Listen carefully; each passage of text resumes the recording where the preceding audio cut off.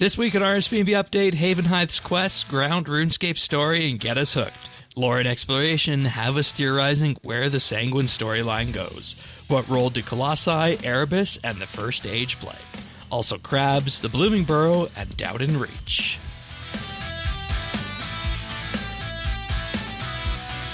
This is RSBANDB Update, episode 1083, recorded Thursday, April 2nd, 2026. Oh no, she's hot.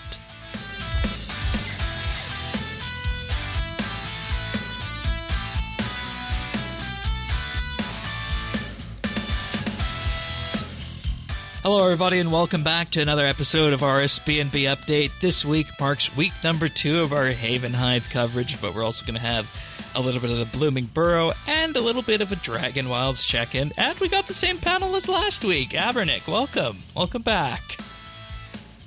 It's been a week. I've been here the entire time. Yeah, you've been having fun doing lore-related things and dealing with vampires. Yes, thoroughly entrenched. We also have Pernasius, everyone's second favorite Australian. Welcome back, Pern.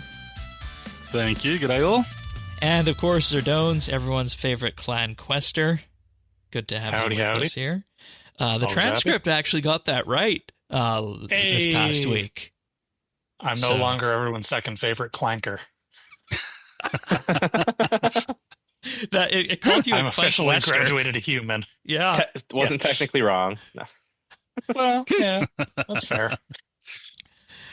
So many good April Fool's Day jokes that have run by, and we actually had our own idea for one here, but because we are recording on the 2nd, we decided to not pull that on you guys this year. Alas. So you guys are just getting the vanilla versions of ourselves, let's just say. But this podcast would not be possible without our experienced tier Patreon members this week. That is Amos Reed, Bladecom, Dominic R, Jade Gizmo, Jason S, Jesse W, Julia W, Kesky, Lemon Lodge, Luminos, Ricky A, Oasis, Smavin, Snail Mage, The Naked Captain, and Tim.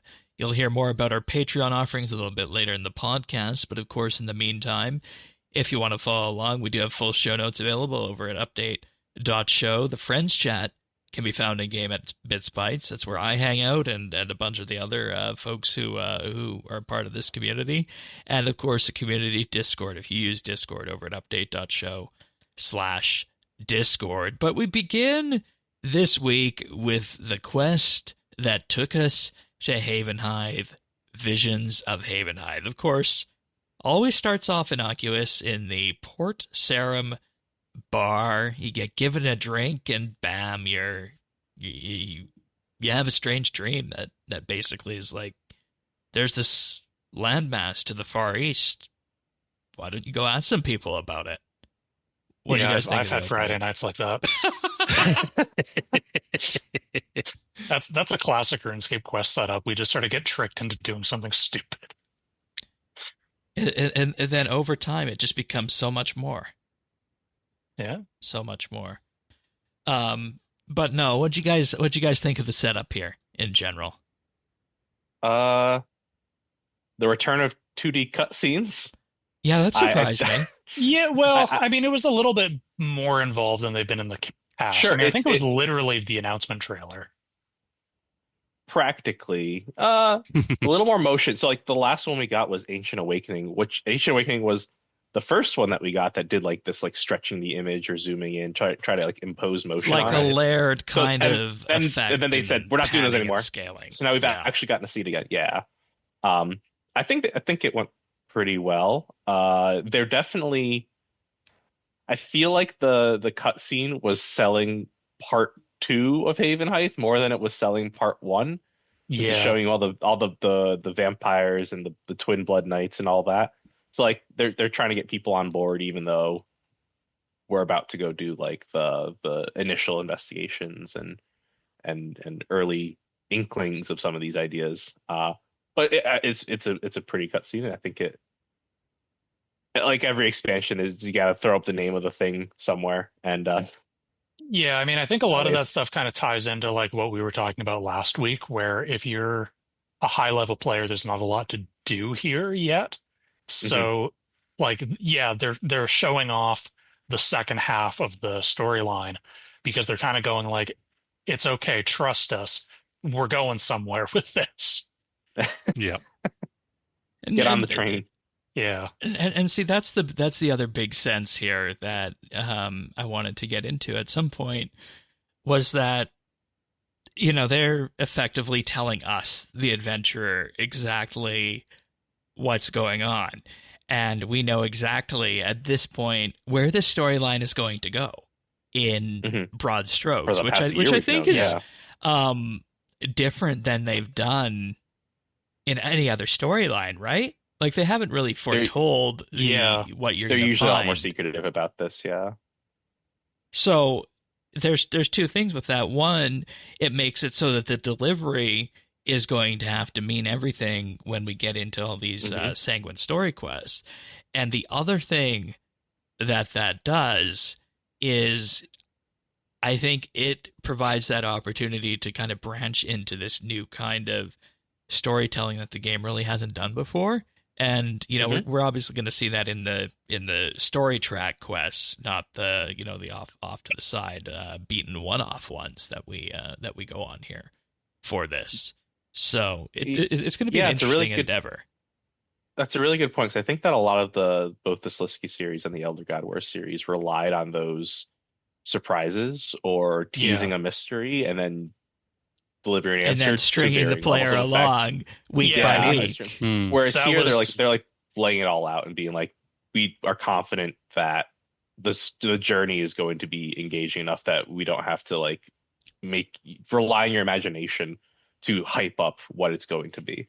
Well, it's a little bit like it's like the difference between a movie written by M. Night Shyamalan and a movie written by someone who knows how to write movies, where like M. Night, he can make good movies. His problem is like they're all predicated on the idea that there's something about the scenario you don't know, and you're just waiting for that moment. And it whether or not that story ends up working is largely based on how much you buy the twist, how much you buy the secret, the thing that he's not telling you. J.J. Abrams does this too. And that's, I think, the thing that has pissed so many people off about the previous branches of RS storytelling, is that they were trying to do that exact same thing with their It's one of the quests. problems they were doing with the six-stage stuff. There were others, but...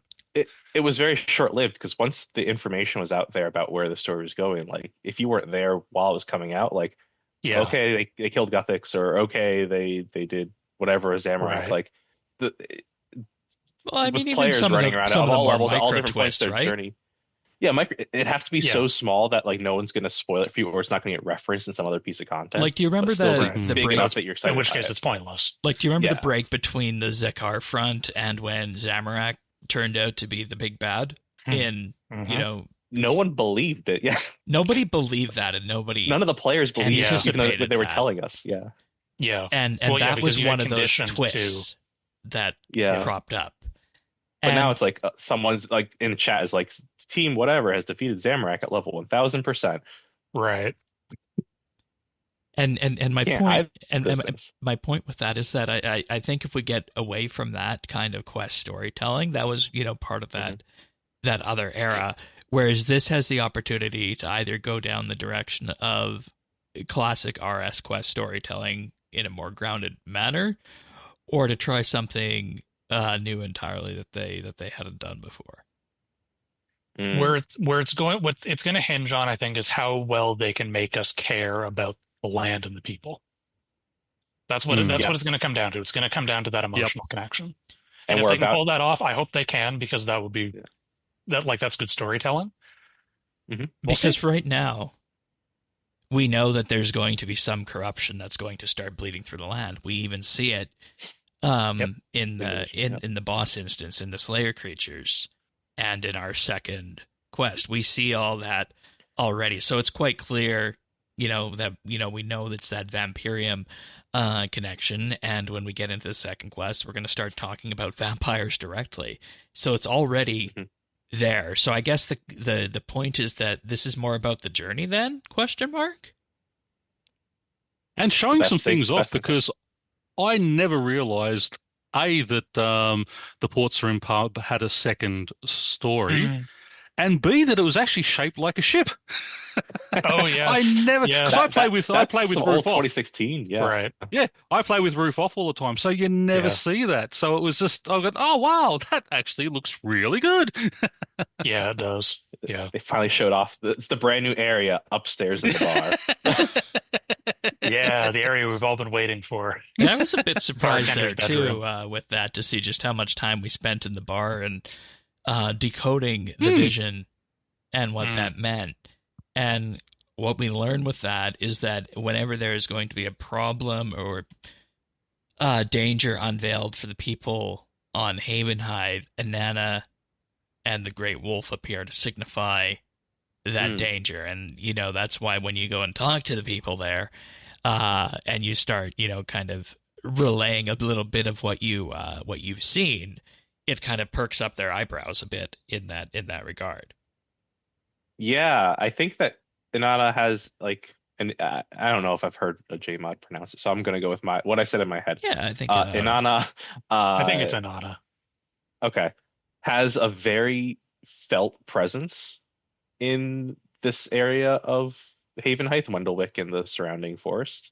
And everyone talks about it every other sentence, and there's the shrine, Yeah. and it's very throughout the lore books and the history that we read about. Shocked she's not in this expansion. Yeah, I'm sure. I mean, I don't know when to like reference her absence, but like we're never going to talk about her again because she's not in any of the quests.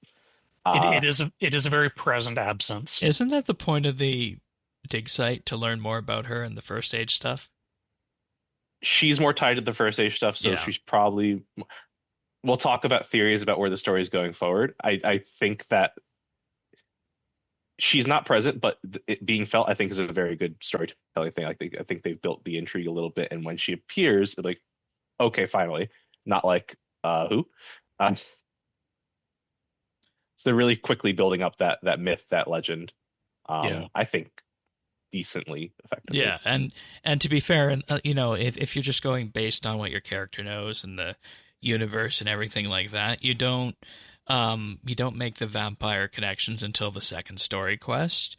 But for people who have seen all the promotional materials and the stuff last year at RuneFest on this, it's clear the direction that Havenhythe goes with that. And read the book.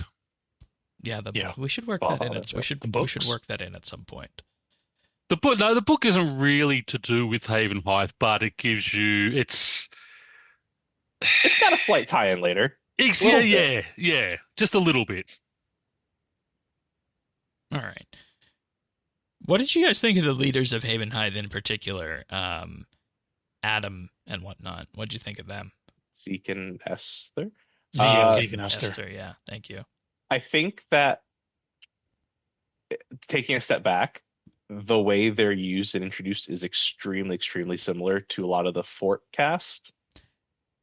But I think that it comes across a lot more natural this time. I think that with the Fort, like them sending you one to the next, to the next, to the next, and then being like, also like gameplay centerpieces, like it feels a little more systematic. Whereas here, I think it was a lot more natural. I don't know if I'm like so attached to their personalities yet. I get it. I get what they're supposed to be, the archetypes they're supposed to be. But every time we were sent to one of them, whether in this quest or in Hermit Permits or in Hearts of Sanguine, they felt involved in Yes. more than just being the manager of the chapel or whatever the hell. Yeah. I feel like my major criticism, and this is, I guess this isn't a criticism so much as it's a point that I hope they expand on, is right now I don't understand why there's three of them. Sure. Because their function in the story is like, okay, so Esther actually has some functions that are specific to her because she ties into some of the herblore stuff we'll touch on later. But otherwise, all three of them, you always interact with them sort of as a unit. Yep. And you could pick which one you interact with. You could, you know, like for your character. But you have to interact with all of them, don't they? Yeah, they do try to stay with a little bit. Well, I mean, there's portions of the dialogue where you can click on all three of them, and you sure when they're all basically staying get the together. Okay. Yes, same But dialogue they're all together. like you have to go and you have to like in not they're all just that skip ahead voice a of little bit. authority. Yeah. Right. Like, not to skip ahead, but in Hermit Permits, you need to talk to all three of them. At the end of Visions of Havenhythe, there's a cutscene with all three of them. Like, even though they all have distinct personalities, they have distinct roles within the world. Within the story, they all have the same role. And so functionally, they're a single character. That's something that can change with more developments, and I hope it does. Yeah. But right now, it's like, why are there three of them? I just like the fact that there are three. It's more of a council than just sort of a, this is the top guy. This is the one who makes all the decisions. It is sort of, you're talking to all three because they are a community, and it is a council. It's not a dictatorship or a monarchy type thing. I'm going to be really cynical for one hot second, and then I'll get more optimistic. The cynical voice of me is saying, "Oh, there's three, so they can kill off one and they don't have to change anything." Status quo. I thought the same thing. Yep. That which one of these is going to die or become a vampire? Well, first thing I thought when which one are we killing off?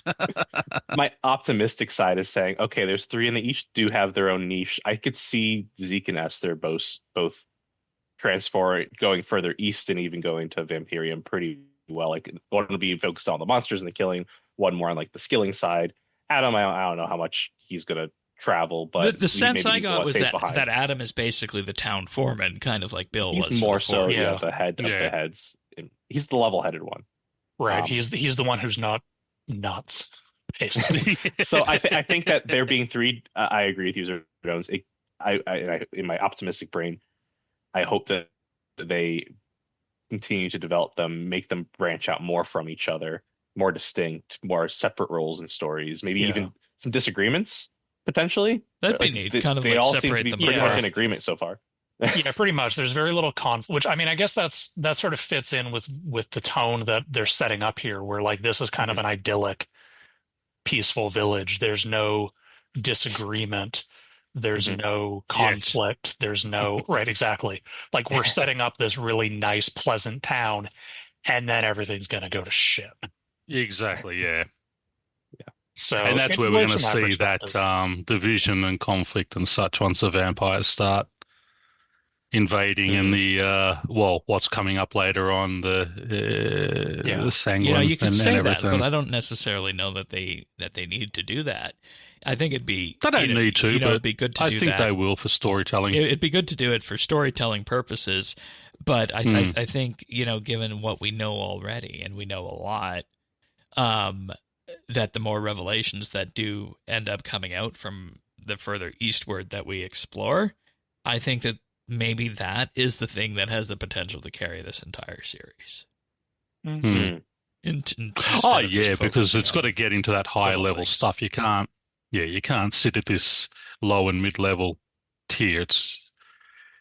It is going to go there, but I think as Havenhythe and Zadoin said, it's that storytelling and that building of character. We've got to care about these people to want to save them, and if you can't make the player care, then what are we doing here? Cancel at the end of first season type story. Yeah, everyone's playing the last quest. Like, I don't care if I beat this boss. Let him fucking take over the town.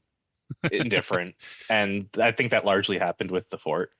To an extent. So, lessons learned. We end the quest by building a lodestone. Everyone's favorite. That's out to you, Worth. It's like the Sixth Age. It's been here so long. How is it not the status quo? I think I could literally hear Earth screaming. I know. From my desk. In fact, I would say they have to, though. I mean, they did. They did areas without lodestones, and they were worse off for it. Yeah, straight up. Yeah. They had to do it. Which one are you thinking of? The Eastern Lands. Oh, yeah, that's a fair point. I'm still waiting for my pearls to come in. Still the pearls. Oh no, we're past that at this point.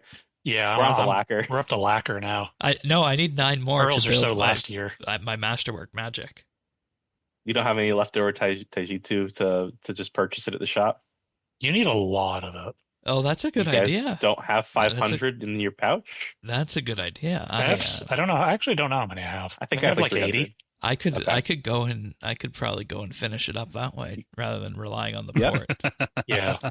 Anyways, anything else on Visions of Havenhythe? I think it's just a very innocuous introduction. Stock And standard. Yeah. Yeah. if I'm to Pretty make simple. the Varlamore comparison, I have got no horrendous death cult vibes yet. No horrendous yet. Well, that's always a positive. If I had to make the Varlamore connection, I appreciate that a majority of the quest is spent in the new area, not in somewhere we've already been. I mean, I felt that same with the Ark, even like that spent all the time in Port Sarim before we ended. But like, yeah, I think that we don't want to spend a whole quest in Port Sarim leading up to it. No. Yeah. Exactly. So I think it got to But the it point, also- like, at appropriate speed. Yeah, and I mean, it felt a good introduction, a good solid introduction. And the only thing I don't like, and I think I mentioned this last week, the lodestone being like 8 squares from where the actual teleport is. That's Well, like, they fixed that seriously? for us in our next quest, Wiz Kid. To an extent, Yeah. Sort of. An innocuous little quest about a new kid, Ben, learning magic. Little kid wants to be a wizard. His Do you parents blame told him him? he couldn't, so of course he has to. Yeah, his parents told him no. He stole runes. He's gonna blow himself up. We got a budding little sociopath on our I hands think- here is what we got. Slight note to that. I think that when they were talking about Havenhythe a year ago at RuneFest, they did mention like this is a place that didn't have runes. I didn't see much reference to that in this actual expansion, except for this quest where he says his parents are like, we only have 1 rune, or there's only like so many, and we're just bringing like piles of runes to help them try out magic. Yeah. I thought about that as a B plot line to this quest, because we have Ben in his little hat and his little cape, and even the cat. The cat in the little hat is adorable. Has a little cat as well. The cat has a little cat. The cat has a little hat. The cat in the hat. Oh God! Wish let's the cat not had a go cat. The little cat has a littler cat with an even littler hat.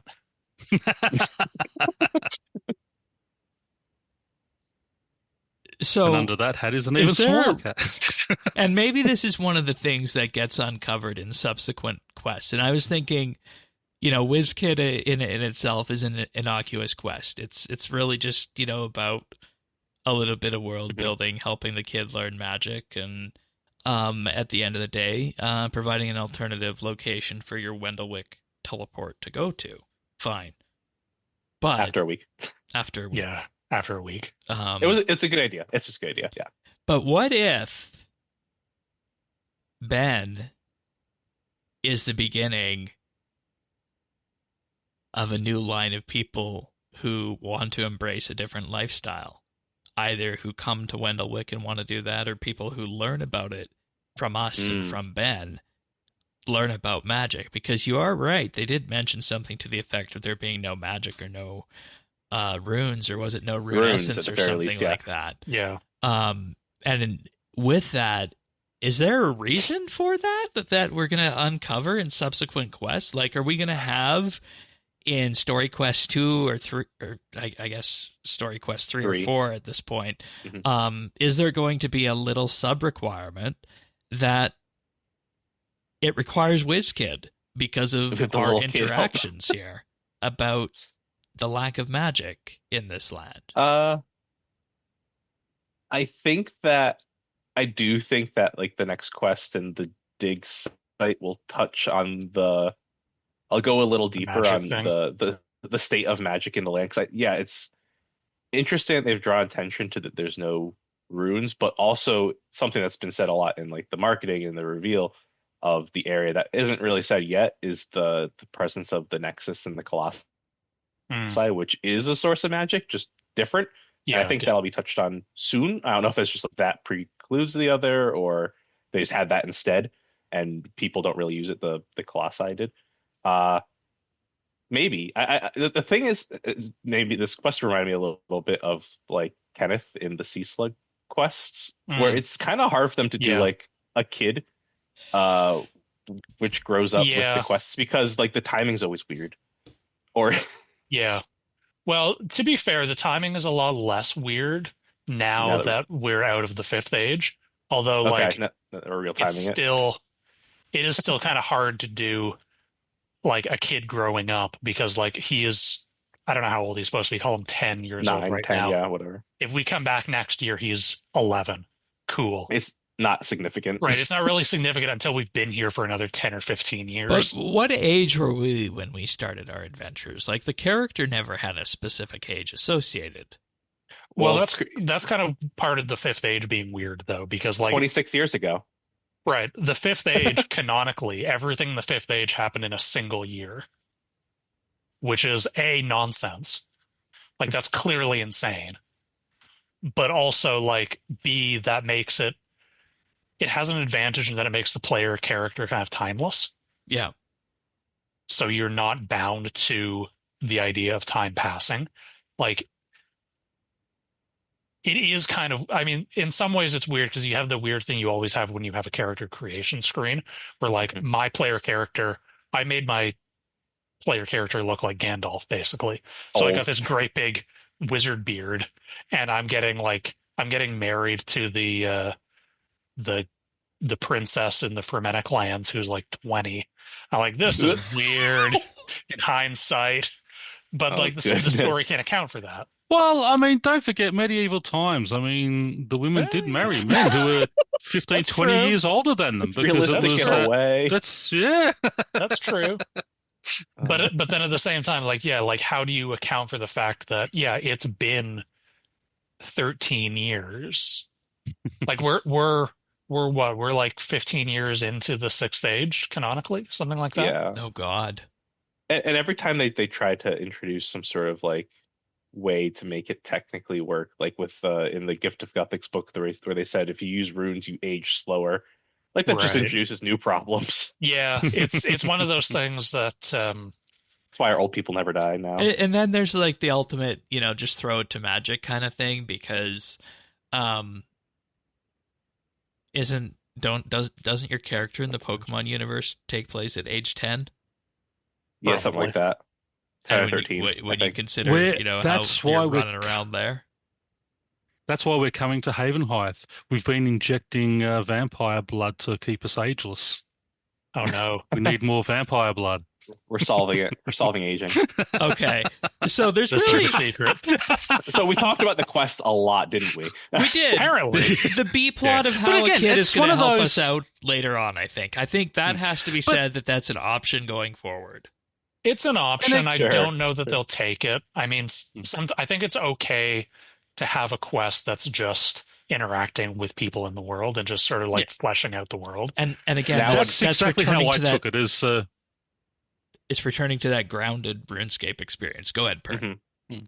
No, I was saying to me, it was more of just a little quirky RuneScape style quest that's getting you out and about in the land and showing you the areas. Hey, look, here's a new farm, this type of thing. So it's more of an exploratory quest and just moving us around Havenhythe to give us a view of the land and of the people and sort of showing that thing where the parent, no, you can't do magic type thing and putting that type of thing out there with what's coming up and such. So, yeah, showing the parents magic isn't all about battles. It's showing them that, it can be used for other things. One thing we did learn was a little bit of extra Wizard's Tower lore. The fact we actually went there and brought one of the wizards here, which is unprecedented for itself. The wizards leaving the Wizard's Tower. Yeah, it's uncommon. To evaluate this kid. Unless they're going to be a villain, yes. Yeah, Grey's Egg doesn't count. So that was unprecedented in itself as well. And I don't think there's really much else to say about this quest except now this is the requirement to unlock the alternative Wendelwick teleport location. Yes. Farm but as you were lamenting, Shane, it's on the wrong spellbook. I forgot about spellbook swap at that point in time, and to be fair, you have spellbook swap to teleport here, dear God. If I'm doing my doing my farm runs, I'm always on Lunar. So Okay. It's also on a right click, which I find odd. That's new for our game. Yeah. That's common in old school, but I think Okay. that the Reddit comments said they are keen to add it to more of the older teleports that you can choose alt locations for. that's In good. old school, you can always pick between the two. You don't have to have it set to one and then go to some place to change it. And hey, this would be Don't another good forget- destination for our new portal nexus and our new POH. Yeah. Exactly. But don't forget also the most important reward out of this quest was Oh, the hat? the bank space waster. Yeah, that The tiny, keen tiny hat. Just delete it. It's I yeah, know. it's a level 30 or 40 magic tank armor piece. We don't. I need know, that. but it's just like, Yeah. no one's going to use it. I mean, put it in as an No. override or something like that. It's a- Don't just make it an It's a item. keen hat. I mean, if you That's want to fair. use it as an The next override, quest knew that. you kind of have to. You kind of have to do the keepsake key option. So Yeah, I gotta buy a Yeah. keepsake key. Yeah. Okay. Well, okay. Maybe. Hey, there it is. That's where they're making we their money. figured There. out We're not. monetization. We're bringing back actual items rather than just Item cosmetic cosmetics, yeah. overrides. Yes. you know, I do have to say, Thinking. you guys look all so much more crisp this week. I didn't realize that before, Oh, but you God, guys I'm actually- sorry, people. You guys We actually always look haven't- crisp. I haven't look been much drinking better this week. blurry. Yeah. I look much better blurry. But yeah, nonetheless, I don't know that that'll be visible to the people who are watching it at the end of the day, but God, it's coming through so much more crisp on Zoom. Just, Next time Thank I'm on, you. I'm just gonna smear some Vaseline over my camera just to annoy Shane. Annoy Shane. We all do that. Coming next week, we've all just got a bit of Vaseline on. Shane's going, what's going on? yeah, we He's got going 720p video working for the Zoom calls now. Anyways, with that, I'm going to thank some Patreon supporters right now because without them, this podcast would not be doing what we do each and every week. So this week, I would like to thank Alvaro L., Amos Reed, Bladecom, Brandon F., Chilbura, Dominic R., Duramax, Forceful Turd, Guy Lafleur, Imperialis, Iskatu, Jade Gizmo, Jason S., Jesse W., Julia W., Lemon Lodge, Luminos, Matt Man, Mighty Myth, Michelle M., Mike Wings, Mongraph, Nate M., Pernasius, Ricky A., Robbie D., Samuel FL, Sanguine RX, Scott DS, Shirt Pants, Sioaces, Smavin, Snail Mage, Tabby, That Limey Git, The Naked Captain, The Dabbing Goat, Tim, Ukulele Steve, Woody, and Zand. And if you're wondering what all this is about, you can check us out over on Patreon at patreon.com/RSBANDB. There we have 93 plus monthly bits that you can listen to, and we'll be recording another one next week on the topic of completionism in RuneScape and what the comp cape means. So if that sounds interesting to you, patreon.com/RSBNB, and we'll look into just how exactly the idea of comp has changed the game over the last decade and a half or so. It's hard to believe it's been that long. 2011, the comp cape Jesus. came out. But if you want to hear that, $1 a month. You also get a thank you in the show notes, voting rights for the monthly bit. We then have our community tier for $3 a month, where with that you'll get a VIP rank in our Discord, a special chat channel, and a monthly shout-out on the show, plus high-quality stereo versions of the show. And with that, from time to time, we'll also ask you for ideas about what you might like to see for the monthly bits. And then we have the insider tier, where for $5 a month you get a weekly shout-out on the show and access to our expanded clip archive and outtakes with that, and the RSBANDB update Christmas card at the end of the year. Patreon.com/RSBANDB. Thanks so much, everyone. Thanks, guys. All right, so I You think sign up for less than half a liter of gas in Australia. yeah, there you go. Hmm. That's a perfect way of looking at it. always good to keep that in mind.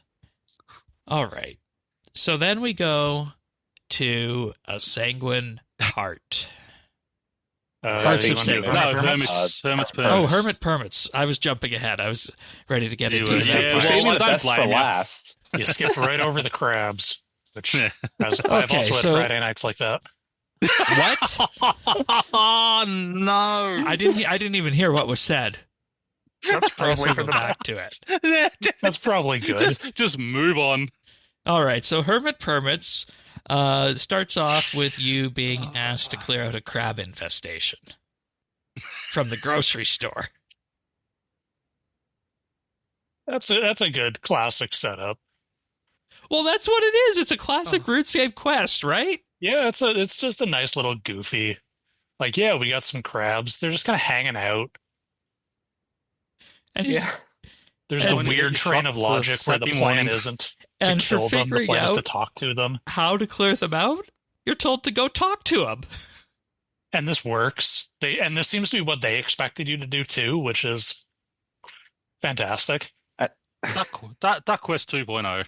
Basically. At a certain point, the cramulet's going to run out of space to cram things on. Yeah, Because you do get really the living up to cramulet. its name. You do get the crabulet here, and you can't put that in the cramulet. I don't think You right? can, yes. Oh, you can. Yeah, you can. It's a requirement. It's a comp. It's an achievement. It's a comp rec. Comp achieve, yeah. Comp, not trim. Comp. Okay. I think comp. It might be MQC. Because I didn't see it in the grace list for my comp, so that's why I was asking. I think cramulet is MQC. I don't think it's graced. Oh, No. Okay. Hermit Permits. Yes, we have to talk to the crabs. I was wondering on day one what that cave was for on the beach, and there we found a smelly person in there. Yeah. Someone's got to advocate for the crabs. So this crab advocate has just been living in there with them, and Crab advocate, if you will. and You're on fire tonight. as you're led down to the beach by Shelley, you just follow this crab into this cave, and you find this person, and you wind up killing one of their compatriots to get the crab claw. They want you to. A noble sacrifice. Yes. Make the crabulet so you could just talk to these crabs. Where they reveal that to counter the grocers' hate group, they've created their own hate group. Yeah, I do like that. I like that. But did you like the reason that Shelley got voted to be the spokesperson? Which, because they were all bangers. Forgetting. Which was like, yeah, they voted her because she was gray, so they thought she stood out more. That's it. That's all it took. It is a funny quest. It is a funny when quest. you talk to them, they find, you make an agreement with them that you'll help them build their own little habitat far away from there. And you end this quest. But like a good little taxpayer, they're going to get their permits first. Yeah, you gotta get your council building permits. Gotta fill out your paperwork. I was delighted that the main characters of the main story quest series are in this. Just like, why are you bothering us with this? We have this problem outside of town. Yeah, it's the most low stakes problem.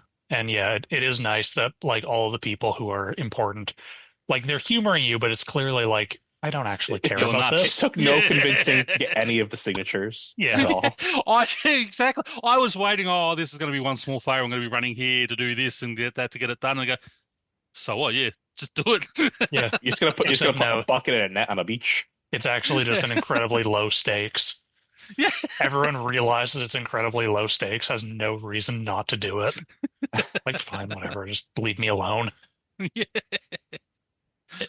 And the funny bit about that, in terms of getting the people to sign that, is that, this is all part of that idea of relocating these crabs.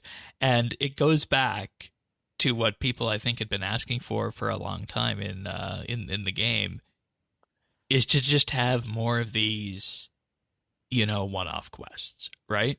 Yeah. Mm-hmm. Yeah, fun little quests. Yeah, they're fun, they're cute. I think they're more fun here when they're not coming at during a content drought or feel like it's at the 6 expense months of something else. Yeah. It feels better. It feels a lot better. Yeah, when it's been 6 months since the last quest and you're getting a quest about buying a top hat for a slime monster, then it doesn't feel so good. This is good. I will give you that fine. one. I will give you that right. one. Yeah. Balance. And I think honing into into this as well, like we talked a bit about this last week, is that the area felt like it was, full and complete when it came to, the examine info, the people around and everything like that. And these sorts of quests go on to add these things to it, to add to that complete feeling, I'll say. Yeah. So... Hmm. And having these little fun quests, in a new area like this, lends credence to it being part of the world, not just here, go over here, do this. We're gonna have a big storyline, and then bang. Right. These fun little quests just lend credence to it being part of the Gillinor world. Right. Interact with the people. Spend some time with them. I like how the crabs also have a triad of leaders. Yes. And again, just like the main quest, it doesn't matter which ones you talk to. No, because they're all the same. They're all the same. Except I think it kind of works here because that's the joke, I think. Just Or crabs. it's part of the joke. Yeah, they're just crabs. So, overall, this or Wiz Kid, what's the verdict on which you prefer? If you're picking one style. I think this one for me. Yeah. I like them both for different reasons, but yeah, I think this one made me smile more. This one's funnier, I think. Yeah, this one definitely. It's that kind of like goofy classic. Wiz Kid's a little more wholesome. Yes, it's a good way of putting it. And to be fair, it wasn't fall over your chair laughing like the Ribbiting Tail ones in Varlamore were. But I think it is reminiscent of Ribbiting Tail. Yes, the personalities, which is what we asked for when Havenhythe was getting underway. Yeah. That sort of quest that's gonna provide just a palate cleanser, if you will, between. It surprised me how iconic Ribbiting Tail has become. I thought it was really good when I did it, and I agree that it's very memorable. But I didn't think all these people would latch onto it as they have. Oh yeah, absolutely. So, all right, now we can do. Oh, we forgot the snippers. We forgot the snippers. Oh yeah, the most important quest reward. The really keen shoes. Slippers are having their moment. We were talking if this was going to be the feet episode with the snippers. Absolutely. Hell yeah. It still is the feet episode. It's the feet episode for a different reason. People might see that I'm a little bit distressed at the moment. I hurt something in my foot today to the point that I can't walk it. I kicked a stool very hard. Why? Because I was trying to. It was in his way. I was trying to get to the door quickly. Okay. I didn't wrong you in any way. No. It did once you hit it. He's running to the door. We don't do percussive bullshit around here. All right. Zerdones, anything else on your snippers? I'm enjoying them. I swapped out my gators for them. I'm happy with them. Nice. All right, fair enough. And these are a cosmetic. Again, yeah, they're a cosmetic. Which is how it should be done. Exactly. You don't get money from keepsake keys that way. Not to point at semantics, but in a world where we're looking at the realism of various cosmetic overrides for certain updates, sometimes it's interesting what makes the cut and what doesn't. Yeah, they did kind of talk about this in the modernization blog post, where it's like there's some things that they're not realistic, but you can't take them away because they're funny. The funny ones get to stay. Yeah, you need to have some personality. Like part of RuneScape's brand identity, I think, is like it's the ground of medieval fantasy pushed through the Monty Python lens. Yeah, basically that British surrealist humor. If you look at this and you compare this to, say, an outfit with like shooting off water and rainbow particles and whatnot just for the hell of it, then one of these is significantly more grounded than the other. I was about to pitch jazz hands with no visual effects. Yeah, I would be totally on board for jazz hands. The chicken outfit is the one that I always think of. Okay, yeah, and that was one. Easter. It is an I old think, one, but years ago, right? Yeah, that was one of the early Easter rewards. But it also looks like a person wearing a chicken suit, which I think was in their guidelines. As if it looks like right. Right. It's not trying to make you into a chicken. It's like this is Right. clearly a person in a bad mascot costume. Yeah. Yeah. And see, that's the different here, because I'm sure you could go to Walmart and pick up a pair of snippers like this if you wanted to. Oh, probably. I'm sure. I'm sure the ones we're wearing in RuneScape are made of real crabs, so I don't know. You might Yeah, have to go to but I mean, your you local wouldn't do seafood that mart. in real life. You wouldn't do that in real I bet life. someone does. I bet someone has. Listener, your cosplay option for RuneFest has just appeared. Awesome. Excellent. All right. Uh, Hearts of Sanguine. Yeah, the big one. This The main continues on quest. the telegraphing of the vampire connections and where the storyline Mhm. is going to be going here for Havenhythe. And we went into that a bit at the in terms of the Vision of Havenhythe quest. I'd initially intended to go through it here, so I'm not going to go through it too much. And what I'll say with this one is that we just immediately begin this quest with the need to investigate various signs and whatnot that have been found around the town and areas around, and they don't exactly know what those are rather, but as soon as we see them, it becomes immediately clear that it's a vampire. Of some Savvy sort. players who have done the Mauritania quest line. yeah, built up a little like it could be antagonistic, of course, for the first 10 Sure. minutes while you're investigating the two leads. Sure.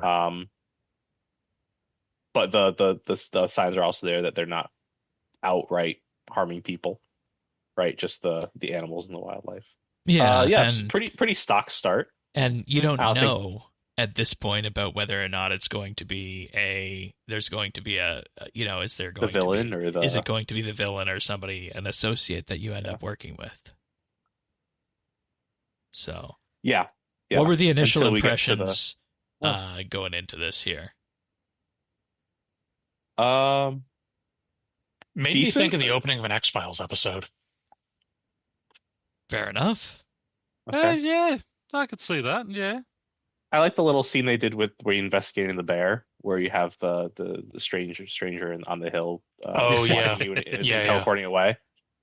I thought it was Very really well spooky. executed. Yeah, it was. Yes.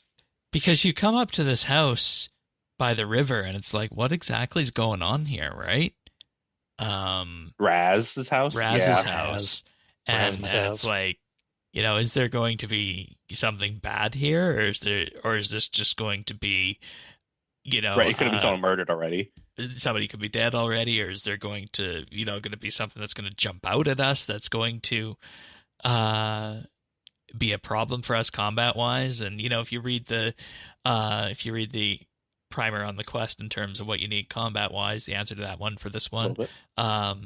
is relatively no, given what you have for now. But we learn more a bit about that later. So it's, I will it's a decent admit it- amount of world building. I will admittedly say I was at the wrong house for way too long, more than I Oops. should have been. Where did you go? I forgot the name of the NPC, and I went to the one up on the hill with the toilet. Yeah. And I was Oops. like, talk to me, person that is here, and tell me about the quest, or try to find something to search on. Until I looked at the quest guy, I'm like, it's the wrong NPC. This is the wrong house. Oops. I You know totally what? glazed by Adam's directions a little too fast. You know what I miss? Those squares they used to put on the mini map or on the map. You miss those? Somewhat. No, Okay. yeah. I see value in them. I Well, see you'll be able value to in get it. that Oh, back yeah. later this year when Quest Helper presumably comes out. Well, Presumably. not when I'm doing quests 10 minutes after they released. That's fair. But no, you had the feeling you were being watched, and we, of course, at this point know that there's just a person in some dark clothing and a parasol standing behind you, and you're watched. You're watched. Definitely not ominous. No. Don't know why you'd say such a thing. Definitely not the villain. Then, with this, I think it just started. At what point did this start to feel like we were gonna put the puzzle pieces together versus having more and more mystery teed up here? When did that feel like that for you? I'm gonna guys? say being the always consumer of the trailers and the whatnot. The fact that they showed off the cave that we end up in shortly Yeah, kind of gives away that it's not like the end of the quest. yeah, pretty So it clearly. had to come up soon. Uh, so when Adam sends us to go check on the sheep farm and it leads to the cave, it's like, okay, this is where we're wrapping up Act 1 into Act 2. Yeah. Not too surprised, but the you can't avoid marketing, right? Not really. I Well, you think can, out but of where's the everything fun they in that? you can. I think out of everything they marketed over the past whatever many months that they've been showing off stuff for Havenhythe, that one scene of the heart was always the thing. I'm like, and that's different than everything else that you showed off in that trailer. I'm curious. Yeah, I'm intrigued and wish to know more. So what do we Yes. want to talk So- about first? Do we want to talk about the heart or Anya first? The hot We should one. talk Anya first. So I love the heart. Okay. Um, Let's talk about the woman first then, Anya. Everybody had of course been saying various things about her and her vampiric tendencies online. Oh no, she's During launch hot. week. Yeah, that's basically what it has amounted to with this. We have a lot of people who are really into goths, is what I've learned from our community. oh yeah, House Clan Quest is that the vibe? Oh yeah, that is hard. That is definitely the vibe. There were a lot Oh. of virgins in basements. Was that was that the same for you, Avernick, at the scrying pool there? Scrying pool is fine. I'm also sometimes I hang out in the art the RAC. Oh, I bet RAC had a field day. to the moon. I think they based their April Fools on it. Oh, of course Uh, they did. They were shipping Anya with Yama. All right. All right. No, I mean Fair they've enough. made a compelling character design. Which you know what? It's been a long time. I was thinking Mhm. about this more generally about this quest series, but it's a much cleaner break than we've had in a very, very, very long time. So they're having to do a lot of work with new characters. So that this one Yeah. hit as hard as it has is really key. Like even in the Yeah, fort, definitely. like the characters were fine, and then just lean back on Zemmer and Vorkath, name recognition from OS. Sure. And then before that, we were 6th Age for 10 years. Yeah. Which was all And the same Moya. characters going in a cycle. And then even Yeah, and before the Moya, 6th yeah. Age stuff, we kind of bounced around a bit between the Celtigrim people, between the Tsar, and between the Majorat and everything like that too. There's a lot of So- pulling people back, occasionally killing one or two here or there, but Yeah. it's good on them for putting together a character that has struck a chord so quickly. I really like the mystery that she brought. Not knowing, Mm-hmm. whether, she was on your side or not, at least initially. But at the same point in time, she became, by the end of it, one of your associates that you need, but you still always have this kernel of doubt in the back of your head about what Sure. she actually is. Yeah. Yeah, there's she there's a actually on lot. the level. There's a lot we still don't know, like why she's so into why her mission is to take out the Sanguine. B, they drew a lot of attention to that flower on her and her tragic backstory, I'm sure. Mm. Oh, yeah. And C, I think a big point of debate has been people trying to guess what house she belongs to, which Right. vampire house. Yeah. So I think that for a while it was Vitter until they released the concept art and it seemed to look not quite like that house symbol. So it might be other ones. Yeah, But the just one trying I to heard figure out was what- slowly teasing Jovkai. yeah, that was the one I heard. Was the one that's the one I saw after the concept art was shown, but like trying to like seed early on like that, like because really with the vampires we've only dealt with the Drakens Yeah. for the And, direct yeah, series. with- The other ones and exist as like not serious As flavor, players. basically, yeah. And But with the we way learn Venescula. Think about that, Yeah. though, Yeah. is that when we were doing the Elder God War stuff, we were kind of in the same position there with the Dragonkin as well, in that we They didn't really know about dug all a the lot of different depth into houses there, which I think was very helpful and has stuck in the RuneScape world as a whole, Mhm. like the Yep. Nodon and the Augra. Yep. To the point that the Augra featured in Dragonwilds this week. But yeah, I think they're starting to like dig into like, not that it's like so pronounced at this stage, but like they could do a lot with these vampire houses, and more if there's more than one house that has a prominent position. Like they keep hyping up the Grazi Blood Knights, like that's a different house. So like, what's the play between these different factions of vampires? So yeah, maybe she's eventually going to betray us. Don't they all? Yeah. But Well, that's what I was and gonna let's say. just think Vanessa about- there's going to be a good side and a bad side to this conflict on Let's the just think vampire. about something very interesting for a moment here. A lot of what we did in the Mauritania Vampire series, which is concluded, was primarily about the Myrek and dealing with Yes. the problem Evil that side House of it. Draken put over that entire area. Okay? Mhm. And this provides an opportunity through the Sixth Age non-god present lens to do for the vampires what they've done for the Dragonkin, for the gods, for the For the Majorat. their factions, yeah. Exactly. And I think one of the things that could be one of the more wholesome ways to look at where this entire Havenhythe batch of story could go is that, I mean, with us very clearly in quest number 2, after getting to the island, unveiling that the vampires are involved in it,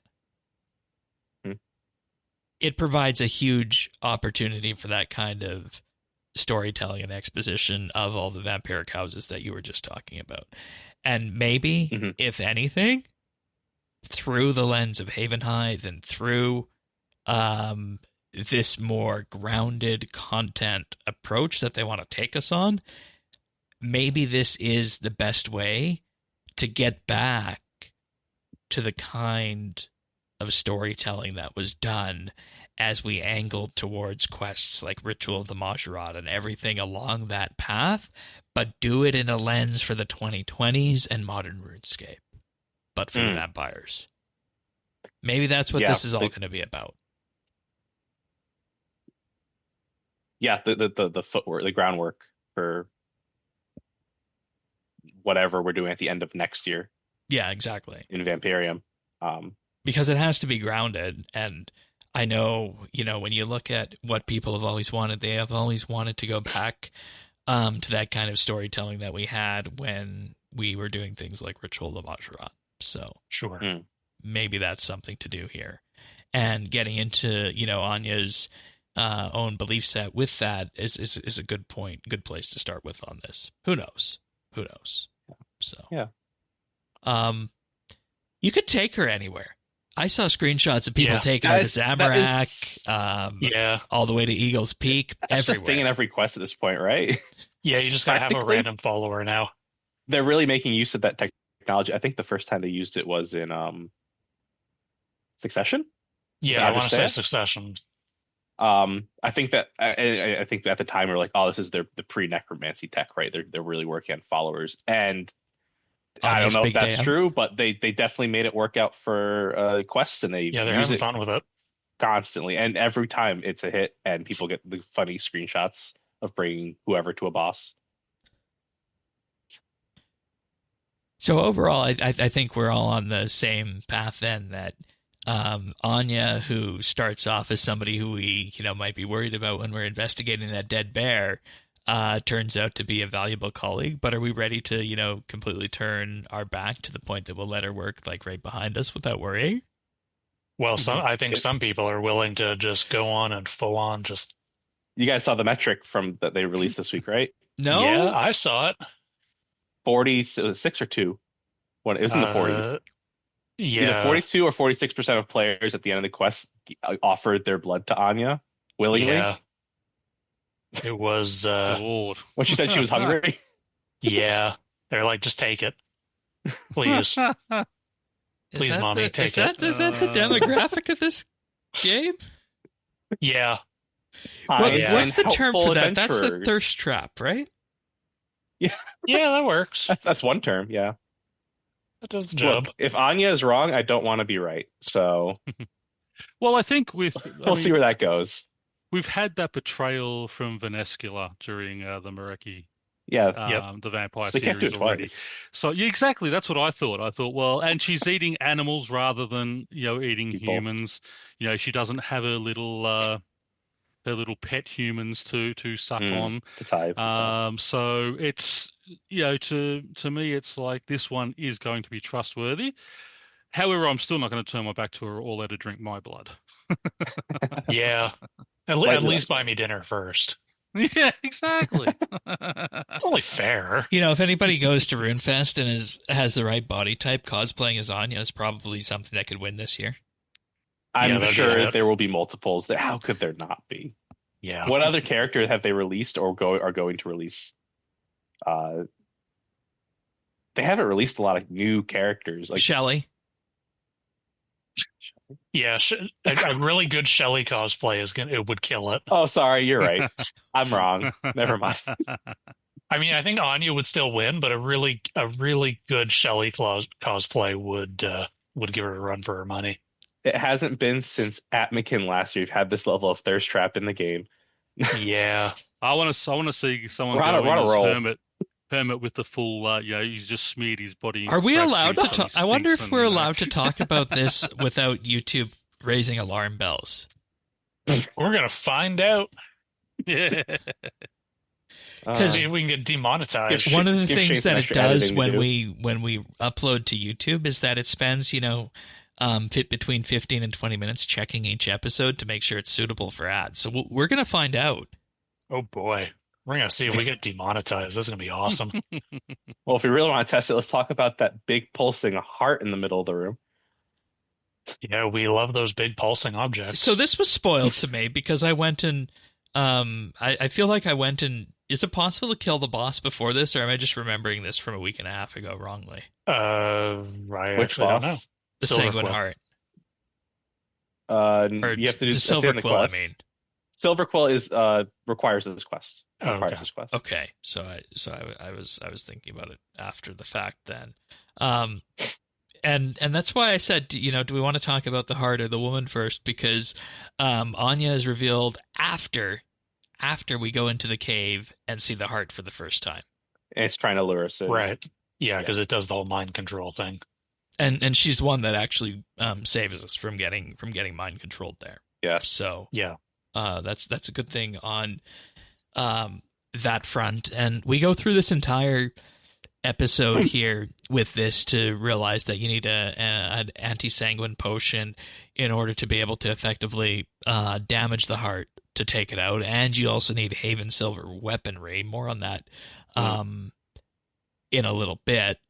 And this, of course, goes back to what we talked about last week with the Silver Quill boss fight, where your damage is lowered if you aren't using the Haven Silver weaponry on this heart. Yeah, they're setting up the mechanics for these sanguine creatures, which I can only assume will carry through to the future. Yeah, it seems like this is updates. like their upgrade path thing, like the puzzle box or like the 4, where it's like you upgrade your weapons. You can upgrade your You Haven upgrade Silver tier or stuff. upgrade track. Yeah, I think they talked a lot on the stream about how they hope to do that. We'll see if it materializes. I think that they've set the right groundwork for it.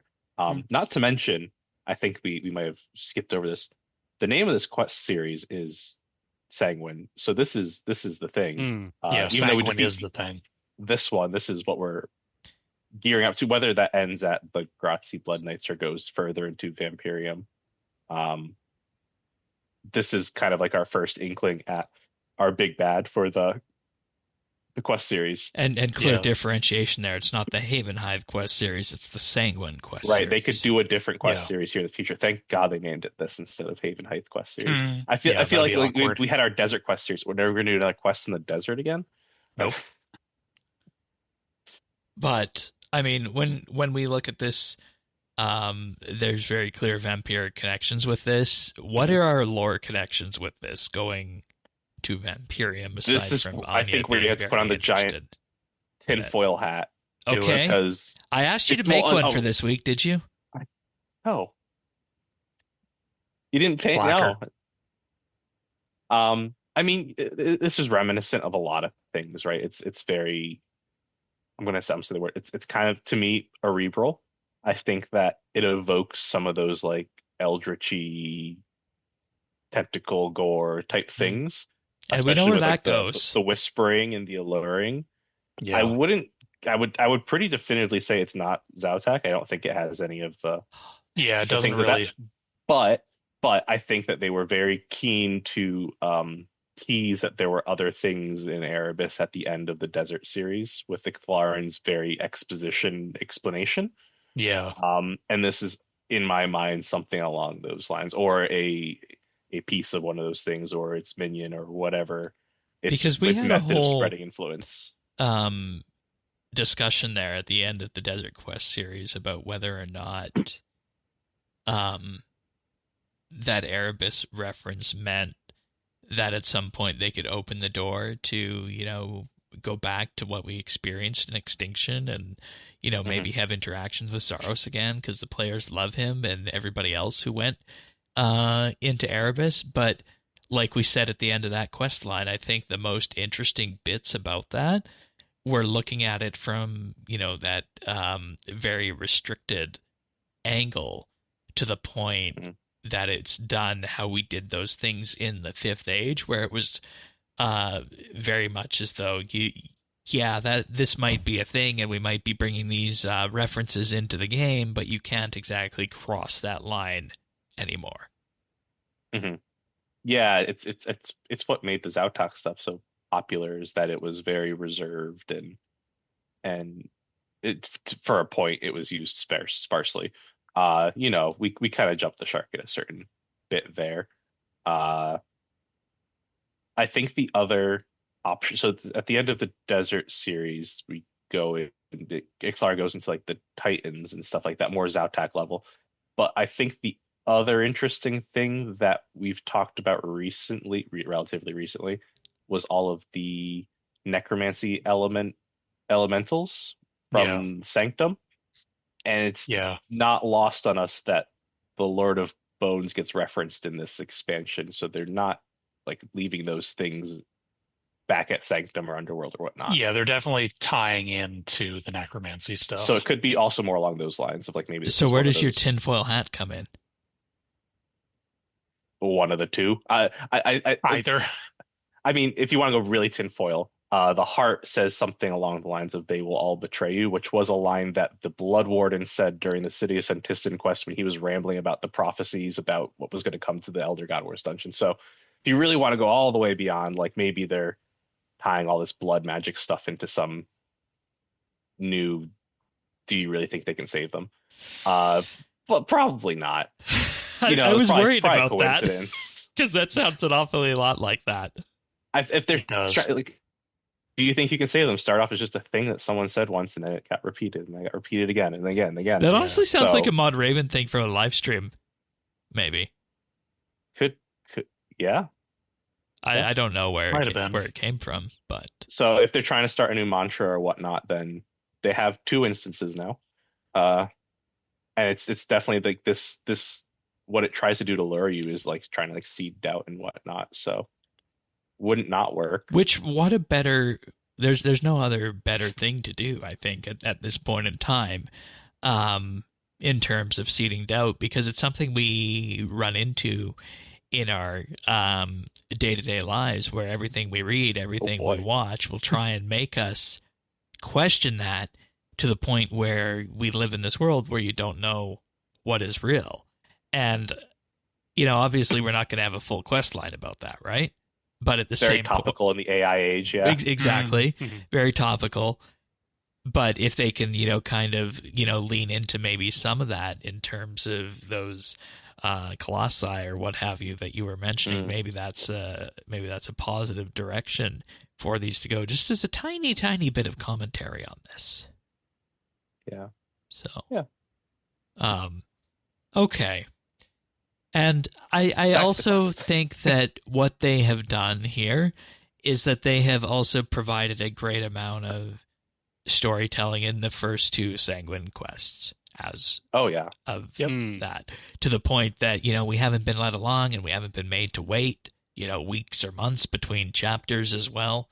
And I think as long as you can, keep dripping that information out and maybe creating a bit of a blueprint about the way we're going to go. I think it's much better to have these storylines moving at this pace rather than, waiting, 18 months for the next piece, as we were with things like Desperate Measures and whatnot. So absolutely. But we're only halfway through the quest. Yeah, I know. Okay. Yeah. What do you guys want to go to next then? Since we mentioned that. I believe next was the anti-sanguine potion. Yeah. Okay. Yes. Which is a fun chunk, big chunk of gameplay. Big chunk. Yes, it is. It's the main puzzle, really. Yeah, they send you around trying to find the ingredients, and then you have to do the puzzle in the lighthouse lab. converted. And it's house. not just go and get 3 herblore ingredients, smash them in a vial, and you're done. You have to use it's actually pieces of dedicated equipment ingredients for each one, weigh them out, and Figure you have out to have what's the in right each one, proportions and everything like that. And which is what proper potion making is. yeah, exactly. Yep. And that's the thing that I said about this part. You can go get the poppy, you can go get the mushroom, and all that. But I think this would provide a very interesting herblore training method. It would be an interesting expansion to herblore. I mean, it's kind of a shame that we already have herblore 120. But I could see this for like herblore 150 or something. It could be. Ooh, those are fighting words for some people. Honestly, Zerdos, I was thinking more along the lines between herblore 50 and 75. Okay, well, you could do that too as a kind of training method, because we have said way too many times in our group Iron Man coverage just how barren the early herblore levels are. As you were talking about it, it made me think. You know how sometimes certain quest series like really hone in on a skill or two, or like the dwarf ones were always mining and smithing. Or yeah, sure. It'd be interesting if we could keep coming back to this mechanic, but keep expanding it as we go down the quest line and keep making more and more crazy herblore potions. Not like that was very unfamiliar to like the Marek quests, where we're always trying to like make some salve or antidote or poison or something. So if we weren't to get it for skilling, then it'd be cool to keep bringing it back as a expanding recurring quest mechanic to make crazier and crazier potions with more ingredients, more steps, more and there's a puzzle bits. And I'll point out that there's room for expansion in this lighthouse because there's room for a bank chest out on the balcony, and there's a ladder up to a floor that we cannot access yet. So it is the perfect herblore expansion area. Wasn't there like unlit wood up there, or did they say that? I don't know. Maybe I want to say I saw a joke where there's like an unlit brazier up there. Like, yeah, we can't light that. We built the lighthouse out of wood. Yes, that was when we had to go up to find the toilet during that. Yep. Find the toilet is not something. Right. So they say you have to light the one on the hill, not the lighthouse. The lighthouse would burn down. Right. Exactly. Yeah. So there is something up there. There's usable space. It's an actual lighthouse. They're not going to use it as a lighthouse. Yeah. But they can't. Yes. Yeah. It's a lighthouse that can't be used as a lighthouse. But it's a good herblore. It's a good example of how herblore could actually be trained, and I think, we've been talking about in terms of skill updates and whatnot that are needed. When you look at things that get irrevocably harmed when we lose things, like the Jack of Trades aura, you have to realize that herblore training for irons is basically Jack of Trades until 90. Yeah. Pretty mean, much. I think Esther says if given the opportunity, she would love to go see Vampyrium when she sees the flower on Anya's outfit. So if Esther did go to Vampyrium and there was like Vampyrium herblore, then this could be mechanics for that too. Yeah. Maybe. I don't know. Just a fun little sidetrack there to mention on that in terms of herblore. We also, of course, have Haven Silver, which we touched on briefly during the main episode last week as a new as a new smithing training ore and bar.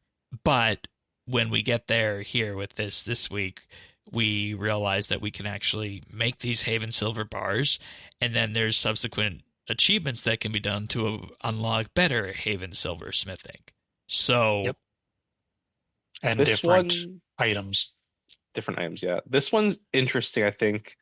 I'm gonna just get out of the way.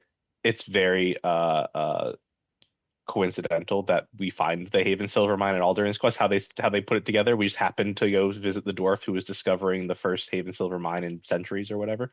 Yeah. But that aside, it's very interesting both between where we find the Haven Silver and then the subsequent upgrade steps and things in the achievement. How hungry for blood this stuff is. Right. And that is maybe going to tie into, because they say Haven Silver hasn't been used or found in a long time. Maybe it's going to tie into the region's ancient history, like First Age or whatever, because the portal to Vampyrium is said to have existed before and it is recently reopened. I believe in the Inanna Vision. It was dormant, so they had contact with Vampyrium before. So now, and they also have this ancient ore which likes blood. So So you're maybe thinking this is an import? maybe it's an import. Maybe it was developed in tandem with that conflict. It's in a room where there were clearly like blood ritual sacrifices in the same room as Yeah. Necrite and Phasmatite, which appears where there's a lot of death. So either they built this room around Haven Silver and were sacrificing blood to it, or they did all the sacrifice to make Haven Silver be a thing. So there's a lot of like subtle.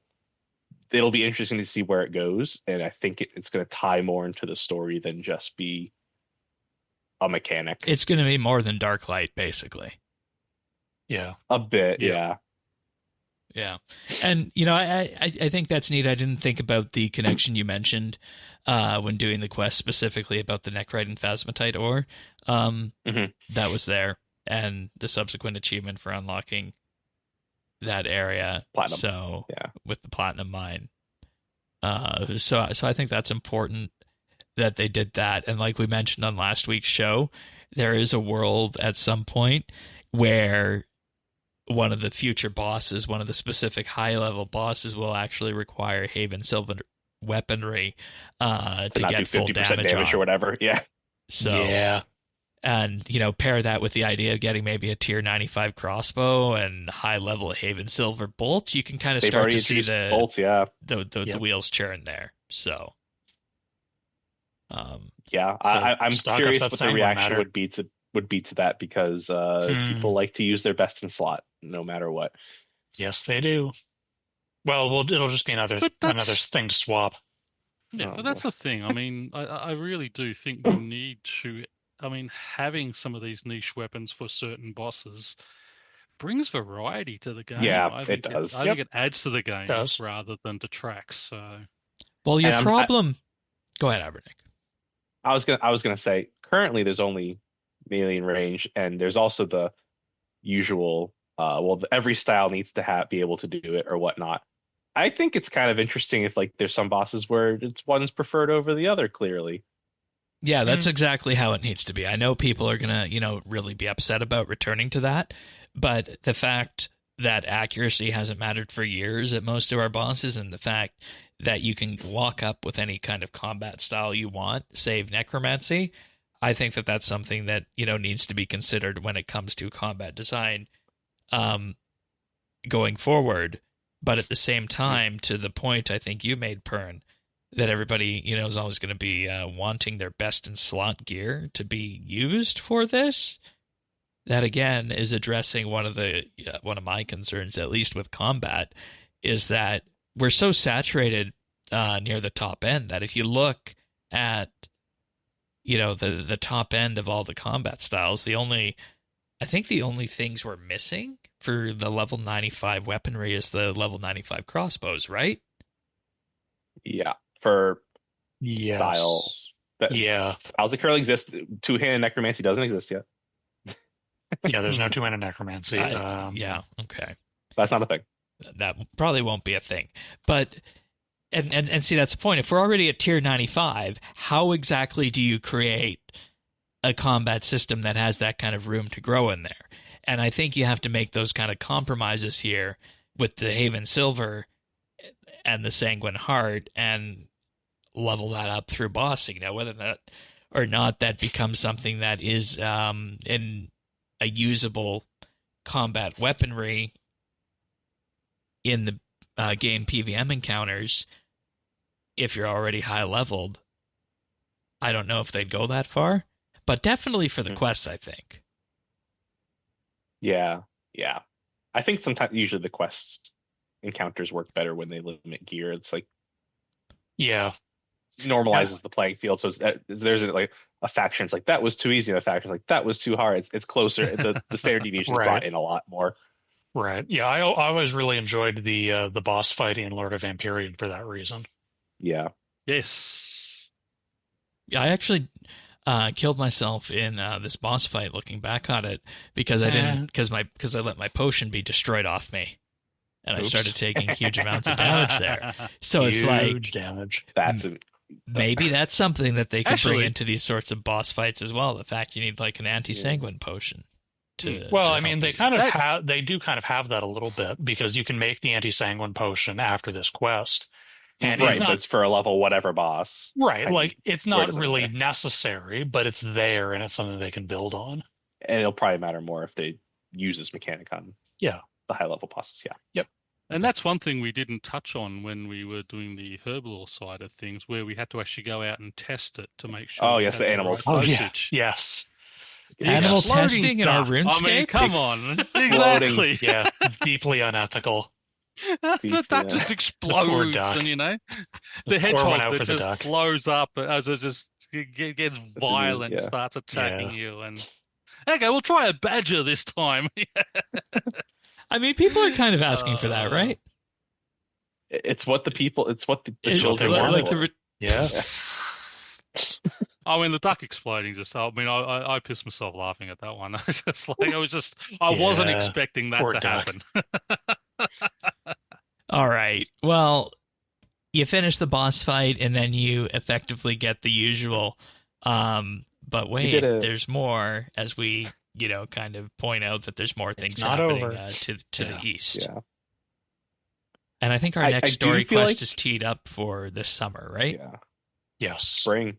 Yeah, spring. So potentially May. I think Modtrik's working on it. So, and it has been since Dog Quest. So that timeline. Are we getting the quest or the dig site first? Quest. Dig site is summer. Very interesting. But in roughly the same area. Yeah. Okay. Which I think we'll talk about when we get to the lore books, because those tee up the new areas the most. Yeah. All right. Before we, you can. No, I was going to ask if there's anything else here with the Hearts of Sanguine. I want to talk a little bit about Silverquill. I know it's not like the most direct, since Silverquill is a reward for the quest. Yep. And there was it took a couple of days, but someone finally talked to the boss pet, and it had some interesting things in the transcript. One, that the Sanguine spread as ticks to Silverquill, which I don't think was like something said in the quest at all, is that there was like a carrier for it, which is very interesting to keep in mind. And the other was that the boss pet mentions that the Silverquill was named Silverquill by the people, but it's really like was Inanna's friend, and its name was Kamiya, Kiama, Kiama, which then signifies to me that it was like an important creature before the Sanguine took it over. Like the Sanguine wasn't the thing that made it powerful; it was potentially powerful beforehand. So it might have also been, I think Zernosia said previously, like a micro, in that strong beast to maybe Micro Colossus or whatever Inanna is, like in that same realm, more so. And maybe the Sanguine even weakened it to the point where we can fight it more easily. Maybe that's the direction it went in. So I thought that was interesting that there was little tidbits in there with the boss that were building on what we maybe will see more from the story going forward. Why would Inanna be friends and name the Silverquill? Well, if it was something, because one of the things that was said in the marketing for this is that Havenhythe was the land of the Colossi. So, like we think of the Colossi, we think of things like Fiara, Voluta, Araxi, Raksha. So, like these are occasionally fully intelligent, maybe semi-intelligent creatures who are infused with magic, with divine power. So Inanna, we were told, and maybe this has changed, but we were told Inanna is a guardian of Guthix. So I don't think it's out of the realm of possibility that, Inanna's hanging around this place, encounters this souped up hedgehog, and says, "Hey, I want to be your friend. You seem cool." Yeah, Guardian Guthix with Fiara and Valuta clearly wasn't opposed to recruiting Colossi to his rank, so she could have also been one being from this land. Also true. Okay. Yep. Yeah. And also when we're on the Guardian of Guthix level, that's also creatures like Juna and whatnot, right? Yep. Yes. Okay. Yep. That's RuneScape's version of Godzilla and King Kong. Kinda, yeah. Yeah, a bit, yeah. Yep. And with that, it kind of makes sense as to why she would need that, and then what you can kind of, I guess, lean into with some of that. So, okay. Overall, I think in terms of the 2 story quests we've got here so far, I think that they have done a really good job in getting us going on a strong foot. And like I said at the beginning, by exactly telegraphing where the story is going to go, that implies that in each of the quests we're going to get, we're going to have more of these kind of reveals that are kind of like the aha moments where this vampire is following you, or vampire-like person is following you, but it's not all bad at the end of the day. Yeah, so. and definitely worth saying, these are free-to-play quests. The 2-story ones, not the Hermit Permit and Wiz Kid, but these are free-to-play quests. These are like kind of marketing hooks. Like, you want to see what happens next, get membership for the next quest. Yeah. And that's something we didn't talk about enough last week, is that this entire area that we got here is free-to-play. Barely free-to-play, yeah. I mean, there's high-level stuff in like Hunter they can't do, but there's a lot that they can. And again, another item, elegant parasol that is an item and not a cosmetic. Not a cosmetic. Yeah, well, that's what I couldn't work out why the slippers were a cosmetic, but everything else has been an item. It's like, what are we doing? Are we going one way or the other? Yeah, a little bit. But at the same time, do your best, Anya. Dress up gear, and then you can, just look like her and follow people randomly around. So there you go. Hey, what's wrong with Esther? What about our nerd lovers out there? We're the ones dressing up as her. We didn't talk about her character that much, but I think her doing her blur and the kind of character she is makes sense. So, all right, yeah, okay. Anything Clearly else on Shane's any other favorite quests? as the most farming adjacent. How'd you know? No, these are great quests. Particularly fun quests. Yeah, they were up to expectation. They didn't disappoint. Yep. They were I like how solid quests. I like how they feel like they ended, even though like there's clearly more story to come. Like I remember that was my criticism about a lot of the Fort Fern 3 quests. Some of them just felt like they arbitrarily ended either too early or too late. Yeah, the next part was what you expected to happen next in the quest. Right. Whereas these, I think these ended in good spots. So I think like the timing is good on these. Yep. Yeah. Alrighty. Well, with that, we did say that we wanted to talk a bit about Havenhythe's exploration and everything that happens on the continent otherwise, and what makes it feel so full is, of course, that they took care of everything, including lore books. 3 of them. Caleb's travel journal, 3... Celine's lessons, and Telerevo's diary. Which, by the way, I got my net about 90 minutes after we finished the show last week. Of course you did. Of course you did. No, but I got the lantern on my first tree on day 1. See, that was funny because I got the net on the second tree, and the lantern was the one that took a while for me. But I just run all 4 trees. Yeah. Then sat at one, then ran all 4. It only took me an hour and a half, 2 hours. It was good to do during work. Yeah. Yeah. All right. Which one do you want to start with, Havenhythe? We just did the order. So Caleb's travel journal. This is the one that really sets up future. Really sets up. I'm going to go slightly meta for a second. So this one and the next one have MQC requirements or achievements. Yep. Caleb's travel journal does not have rune score on it. Usually that signals that they're going to expand the achievement because they don't want to take away rune score when they add to it. Yep. And then mess up the high scores. So I would thoroughly expect we're going to see part 3 and maybe 4 as we keep traveling east, especially because of the 2 parts we got. The second one ends with him going. Yeah, it ends very where we think we're going. Yeah. So really, I think the meat is in the second journal. The first one kind of talks about the area we're in, and the second one talks about the next area where I think we're expecting Amberfell. Havenhythe Part 1.5 to happen. The quest in the dig site, the Amberfell, which is talked about by a couple of other NPCs as you look around, is a settlement to the east. There's a bridge out to it, and we should expect probably to go there in the next quest. And then there's an associated location near it called Moonrise Temple, which is said to be kind of like Inanna Shrine, but a lot more. So in my mind, I'm thinking that's maybe the Colossi graveyard. Like maybe they're not statues, they're just the dead Colossi because they turned to stone, like the Lord Nab statue in the Infernal Source. And that, in my mind, would be the archaeology site. If it's first stage, it's probably about the Colossi stuff and the people that worship them. Makes sense. I think Amberfell is probably the quest location, and then adjacent to it is Moonrise Temple. Now I'm going to put my tinfoil hat back on. Okay. So they've done something with, this is going to be a big stretch to start, and then we're going to loop back around to sanity. In Havenhythe, the naming is not that creative. No. Hythe is an Old English word for haven. It's haven. Avon is an Old English word for river. It's river. Weld is an old word for forest. It's high forest. We're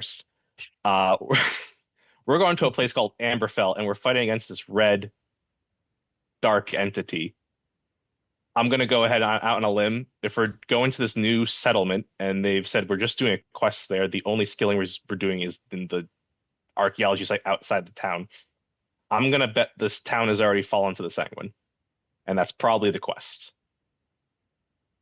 I think that's reasonable because one of the things that comes up a lot when you talk to NPCs in Wendelwick is none of them really seem to want to leave, and they're all very wary of going anywhere else. Like everybody is really cautious of Amberfell. Everyone's like, oh, they do things differently there. They're strange out there. And there's also I don't think given to the that young girl that we had to go find. Yeah, Tally. Tally. Why do you need a tinfoil hat for this then? That seems fairly well ordered. I think the tinfoil hat, that we're going to Amberfell makes sense. That the plot is going to be it's already fallen, and then we're not really getting a second Wendelwick. We're getting a quest location. I think is the more guessing part. The other guessing part is that I assume that if we're going towards the Moonrise Temple area, we're probably going to run into Inanna soon. I know that her presence has felt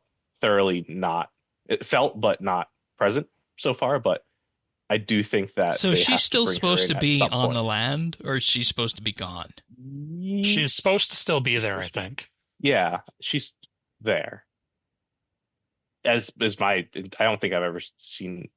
Okay, that's a good question.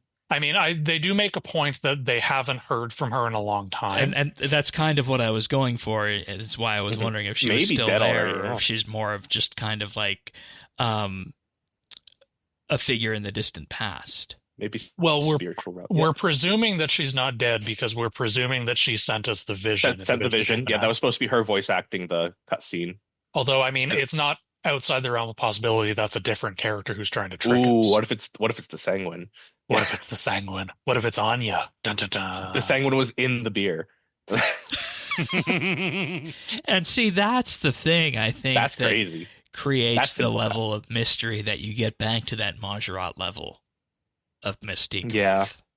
If they did you something can say something like insane and actually think about it, it's not that insane. It could happen. And that's why I said, do you need the tinfoil hat for that? Sure. So yeah, I think Amberfell and Moonrise Temple are pretty clearly what we're going to see next. And that's what this journal kind of sets up. And then along with a lot of other bits from NPC talking. I don't think you're at crazy uncle level yet. Okay. That one's fine. I don't think I'm going to get any crazier. So that might have been the craziest I'm going to get. Well, I'm disappointed now. I'm sorry. I'm sorry. I had high expectations. I Take off that expected you to tinfoil unfurl hat. like the poster and have it all linked back to Zautak and everything like that. For Never. the I would never. fans? Not Zautak. It's got to be Lord of Bones. We're a Lord of Bones podcast all in here. on Lord of Bones. Okay. Friendship ended with Zautak.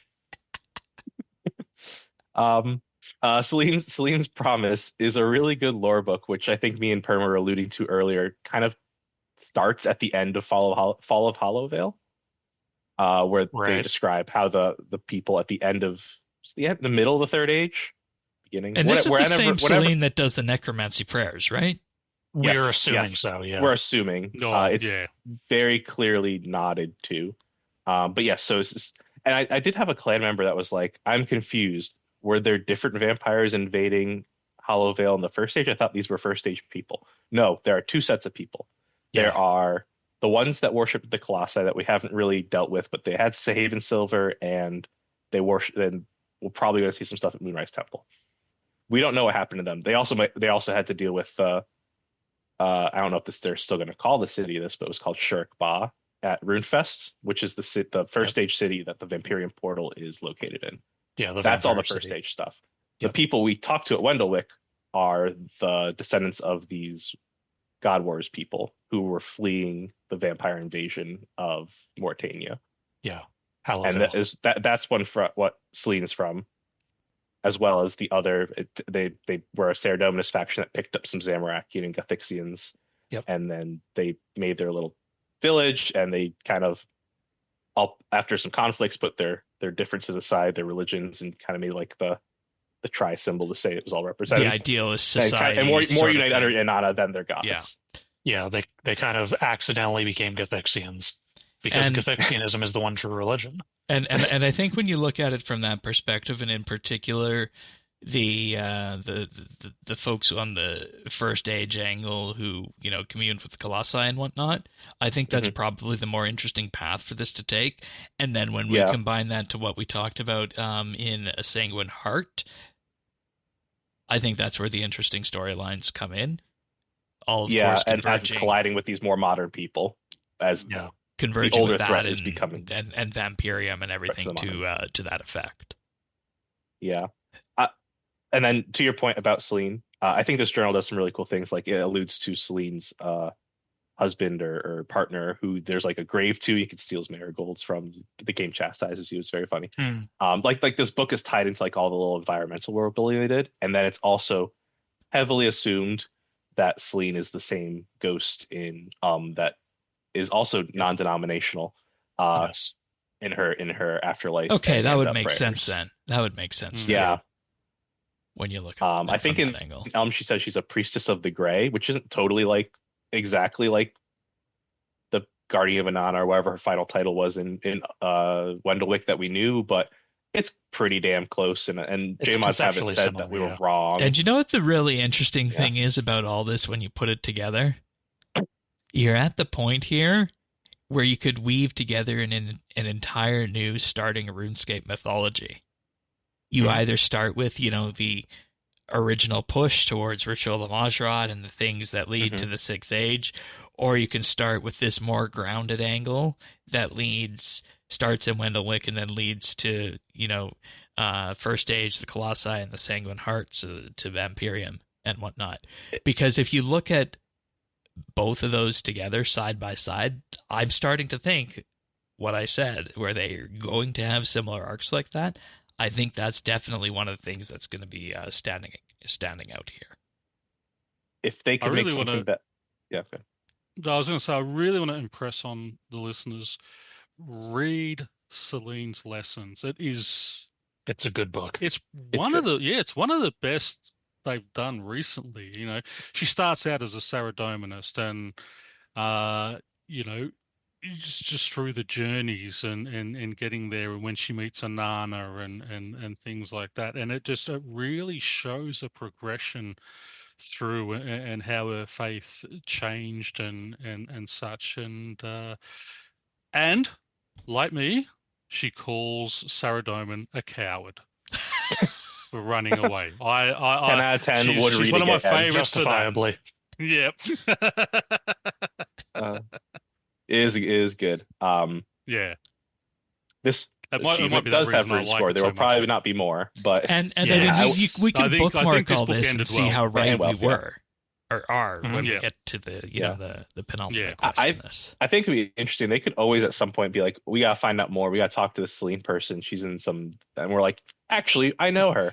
So they could always Yeah. call up on that and send us. Anana send us down there or something. I'm not wildly surprised, but I'm a little disappointed she doesn't have unique dialogue. Yeah, it's I'm not surprised by it. I'm makes it just harder a little for us to disappointed. say for sure. Yeah, it does. Maybe for a future update. Well, I was Maybe. going to say it's There's time. while it's not there now, it can happen. It might be It can. something that down the Yeah, track we have to go absolutely. and visit her and Yep. find out more. Especially now that we've got her journal, we can talk to her and she'll realize, well, hey, this person knows more about me. I can open up and talk. Yeah. So Mhm. If leaves an opening there. if Raz dies, she can go meet her great great grandma. Ooh, Yeah. all right. Tellervo's diary. I didn't This even one is mention my, short and much sweet tinier. stuff. It's short, sweet. Its kind of entire purpose is to explain why there's gnome stuff over here. Yeah. Yeah. Yeah. All the environmental storytelling in the The giant shop, giant shop. Yeah. and then to give us these new hunters tools.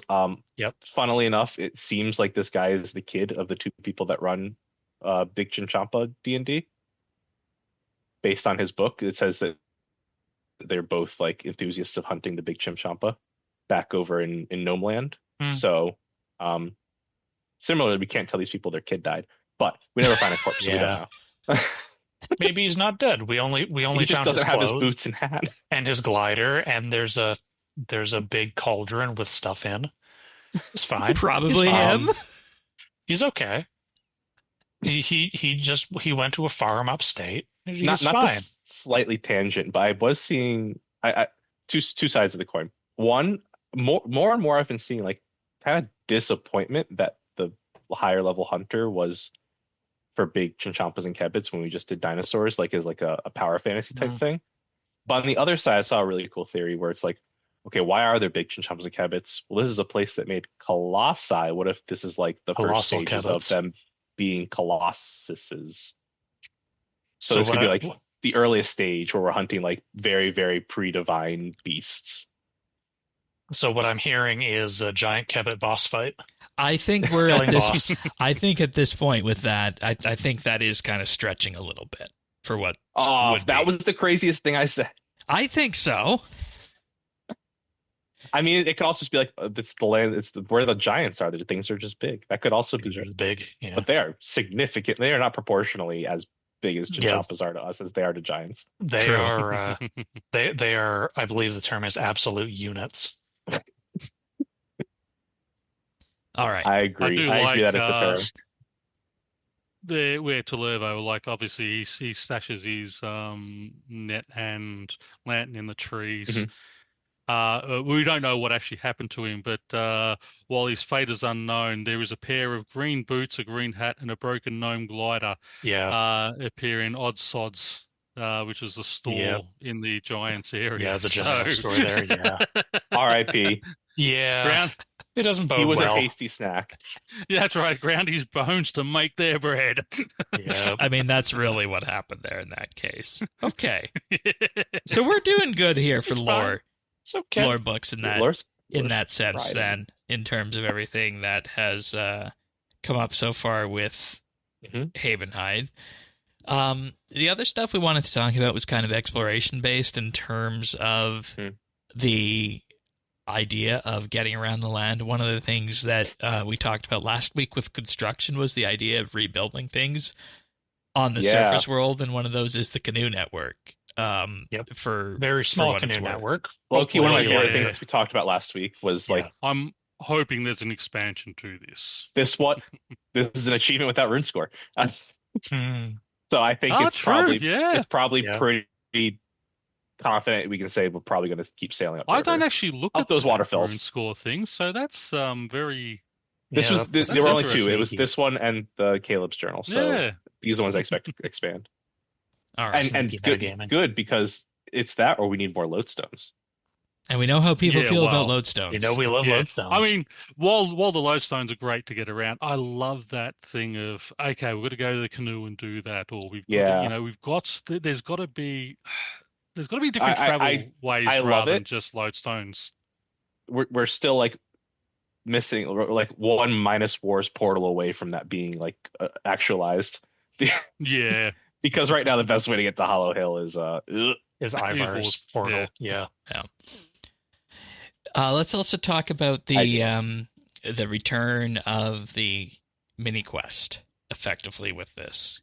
Yeah. Mini quests got upgraded to quests, so now achievements are upgraded to mini quests. Yeah, this was my observation. We've reinvented mini quests from whole cloth. Because we have the one to unlock the bank by the trees, by the tree patches, and that's used to be Nathan's house. And you complete the Trader Woe's achievement for that. Of course, call back to Trader Joe's, the store.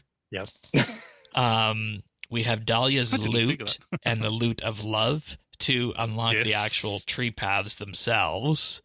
Mm-hmm. And then there's another achievement in the far north there in the cave for unlocking the other platinum location there by removing that big rock. Mining out the obstruction. I like how it's a low level area, yes, but like there's these little exploration things you do to unlock like the 100 mining, the 100 wood cutting stations here but as you well. need 102 mining to break through it. Okay, that's the level to mine it, I believe, yeah? I think so, yeah. Okay. I was surprised there was no farming requirement on the Eternal Magics, but neither here nor there. I was hoping there was going to be one. Like 100. Yeah, it seems a little bit odd. That shocked me. Just go and get the seeds, chuck them in there, and that's just like done. Hang on, I don't that easy. Yeah, I like that we do bring them over, like because they are like a biology experiment, pretty much. Yeah, I like that they don't exist in nature. Yeah. Then we have the Finding Tally achievement that unlocks Reuben the Tanner. And I'm like, why do we need a tanner? And Tali, the archaeology researcher. Yeah, she's not archaeology a research person. Yeah, and she doesn't really provide anything special to your research team. It's just another researcher to be able to choose from, if I remember the stat stick correctly. Yeah, but it's sort of. But that is the tier where you have to unlock them each individually. So this might be the easiest thing you could do to unlock them. Yeah, but it's also, it lends to that storyline of foreboding in the outer lands and why we have to go find it because everyone's worried about it type thing. So it lends credence to the storyline. Yeah. Tally's whole thing is that she used to explore with her dad, and then after her dad died, Dad 2 didn't like that. Yeah, Dad 2.0 was not happy about, don't go exploring. Don't go to Amberfell, their ways are strange. Yeah, Tali, 2 dads. Why do we need another Tanner? Well, I think we need one in Havenhythe. For the Havenhythe region lock for making your masterwork range gear, of course. There's a notable absence in Havenhythe. The other thing that's interesting is he's free. Oh, I didn't know that. I was using him. Now, tanning is not a massive gold sink as it is. But if you're low level, it's a nice little bonus. I am surprised, maybe not too surprised. I mean, the crafting and the hunter updates are pretty far apart. But since we got plank making with the fort, like that we can do ourselves, I'm surprised we didn't get we can do tanning. We're still stuck to a shop for it. Yeah. I don't think they'll go back and fix it. I have my feelings about pre-level 90 crafting, and there's just so much that could be it needs a lot of work. It needs work. If fletching retier is a multi-year game jam thing to get done, imagine how crafting would be. Dear God. Yeah. Take what wins we can get to start. But we do have the Laid to Rest achievement, which is another lore one. So I figured this one's a little bit more This one's a little one small favory. It is very one small favory. One small favory. Not one giant steps here. But then it just kind of punches you in the gut at the end. Yeah, and it's like, and I'm sad. I mean, it's not sad for 2 reasons. I liked the level. Okay, I have my qualm was actually that you can't repeat some of this dialogue, so I was like trying to remember what they said. But I did like the level of information you got for each step. It was fairly straightforward to start, but then you had to just think through the last step or two. Yeah, and I liked that level of how much it made my brain turn. Yeah, I was wondering what some of these sometimes items were it's too because straightforward. I ran across that open crate. I was wondering the exactly candles. what those candles were, and I was wondering exactly what the crypt was going to be for as I passed through that. So it is nice to see this this full cycle here of Laid to Rest. It's 12 steps long. It's a 12-step long achievement. Yeah, it's not. It doesn't super reward involved. anything, but it's Well, it nice. rewards you with a rune score, 10 rune score. Oh, sorry. Yes. What rune more do score. you want? My Number go up.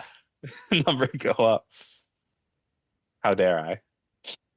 Rune score But go I burr. think that's pretty much it for the Havenhythe exploration stuff. Well, there's one more. Well, I guess we kind of talked about it earlier. We talked about the There's- Haven Silver one, which I think this one alludes Yeah. a lot more. It's like the blood cultiness of what might be going on. Yeah, there's an achievement to go and you have to learn how to upgrade Haven Silver. You have to go and find the diary of, was her father? Yeah, her father, who knew that it took blood to upgrade it, was trying to Yeah. hide the secret. Yeah. A sliver of sliver helps the sanguine go down. Say that 5 times fast. Interesting that, yes, I think this is interesting if they're doing like the upgraded Haven Silver path. Like this will be a key step on it. Like you can't Yes. not do this if you, because this is required for the +1, +2 Yeah. tiers. So we're Yeah, only it's going also- up from here if they keep going. It's also required to make the offhand swords rather dual than wield, just yeah. having the Great sword. The And great sword, yeah. the bolts as and the well. bolts. And then I did add Ivor and the Lord of Bones here. I think we touched on it a little bit with the potential for Lord of Bones, but I just think it's pretty funny that this hill giant found what I'm going to presume is that temple that the Haven Silver is in, because it's got the giant skull over the Mhm. altar and all the skeletons. He just found that and he's like, this is my identity now. He These started are my yelling about people. he's the King of Bones and he worships the Lord Yeah. of Bones. A great theming for a prayer boss. Yeah, if it's good. that's so Yeah. where it lands. But only 100 bones. No, that's Only not No, they Oh, changed they- that. they- They changed changed that. it. Oh, did they? It's Yeah. in Oh. perpetuity now. Yes. They're uncapped now, but they can't. They, They don't work auto with Bone bury. Crusher, They don't and work with they buffs. won't. Okay. Yeah, it's a flat like 400 XP per bone, which is still like that's the highest bone. High, Yeah. but not what you can do For- in altar. But for a low level, Free to play. that is excellent. Yeah, free to play Yeah. low Oh, level. yeah, That that's is really good. excellent way of Yeah. prayer. But yeah, I think them just casually keep. This is again along the Zaltec realm. This is like the 3rd or 4th time we've heard about the Lord of Bones. It's a thing. It's becoming seriously a thing. The Yeah. only miss is that you can't cast invoke Lord of Bones, and he's like Oh my no! guy. Do you think they're creating a king. problem by talking about the Lord of Bones too much, and not I think actually Possibly. having it out there? they're building hype. Maybe Well, I mean, it comes down. It's like it's the Zautek question again. Like, okay, Yeah. you build hype, but what do you do with it? sure. Are you going anywhere with it, or are you just going to jerk us off for the next 10 years? A red herring. Or do you just pass it off to RuneScape fan fiction at some point? We'll Yeah. see. We'll see what they do with the Sanguine. It could tie in. It could absolutely not. All right. Sucks the blood and leaves the bones. At Friday nights like that too. I don't want to know there's- what's going on in that part of the country. There's Okey-dokey. actually one other thing that I wanted to touch on, but I Yeah. just remembered. There's a Yeah. book in Ivar's arena The wizard. that you can Yeah. only get. You can if you go into the arena to fight him, it disappears. The only way you can get it is you have to walk along the edge and telegrab it from below. It's called Wizard's Book. You can't do anything with it that anyone has figured out. It's just kind of there. It's obtained in such a way that I'm questioning whether it was intended to be obtained, but they made it a real item, so I don't know. Yeah, they made it a real item. It's got That's got not some part item of ID. that. Not part No. of that. Remember, old- we've had in the elite dungeons. There's always been one lore book in all of the elite dungeons. You Telegraph. got a telegraph. Yeah, but you can't read it. So I doesn't mean, do maybe anything, yeah. maybe we'll get pages later that you add to it. If it ties into the trading sequence that hasn't been discovered yet, I know someone who got the feather and used it I on have the the book, feather, and nothing yeah. happens. Yeah. Okay. So Okay. Fair It- enough. if I it- expect the feather would be expanded on the next quest. We'll see. that would make sense because Maybe they you tried need to, working maybe you on need it. to use the feather on Anya. Maybe. I mean, like that's the thing. Like, Oh wow, tickle fetish. Um, hey, no shame.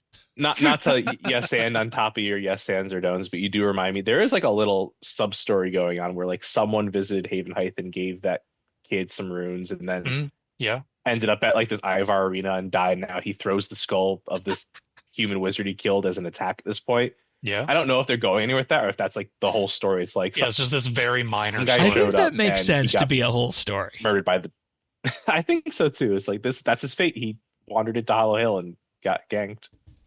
I feel like that's going to be my takeaway from all of this Havenhythe lore. Like, more than the quests and all that, I really like what they've done with environmental storytelling.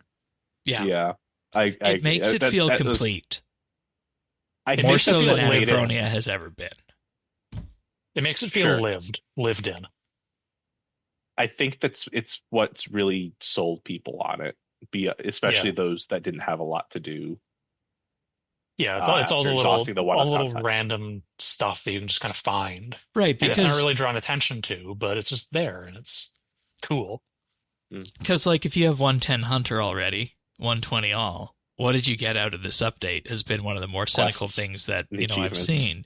But when you Quests, look at Master of everything Range. we've detailed here and everything you can lead into on that, it's quite a bit.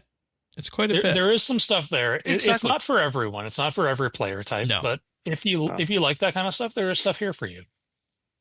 I mean, Yeah. I'm 200 mil all on my main account, and I have only done it on the Iron Man at the moment, but I still feel there's going to be plenty there with the stories and just the exploration type of stuff for my main character, and I'm waiting for part 2 to drop so I can sort of get it all done in a flow. But I think there's plenty there for the end game player. Yeah. Alrighty. Well, let's actually move on and briefly look at some of the other updates that came It's out this week. Easter. Easter. The first holiday update since Treasure Hunter was removed. Yes. Actually, we do want to just quickly touch on being on the first of the month. Shane didn't actually get it done, but the little April Fool's The Day. April Fool's There was an event. April Fool's event as well. Yes. Yeah, sadly, Yes. no longer completable. So if you, by the time you're hearing this, If you didn't do it, if you you're not are in in a the barrel. barrel? If you did do it, you're in a barrel. Yep. Oh yeah, I'm in a barrel. I'm in a barrel. I'm in a barrel. Both accounts got in the barrel. Good little meme. I That was wish good. I would I have like got that. that one, though. I mean, it's not as good as, I guess, the bench sitting cape. The bench sitting cape is pretty epic. Yeah, well, it was just a title out of this one, but yes. Yeah. Still. Oh, And Alright, proteins Easter. didn't work. You had to use actual regular planks. The thing that really Yes. stands out with the update this week is that they have done two things to really make it so that you're not confined to the Blooming Burrow. Mm. Yeah, we got a new chocolate dog that you can buy, but also one of the other things that they did is they converted all the tokens that you need to be just spring tokens and made it so that you can get spring tokens outside of the Blooming Burrow. So you can be off doing it however you want and playing the game however you want, and you're not necessarily, going to need to grind the carrot race or collect chocolate or, steal from Which is a great the way. guys in there.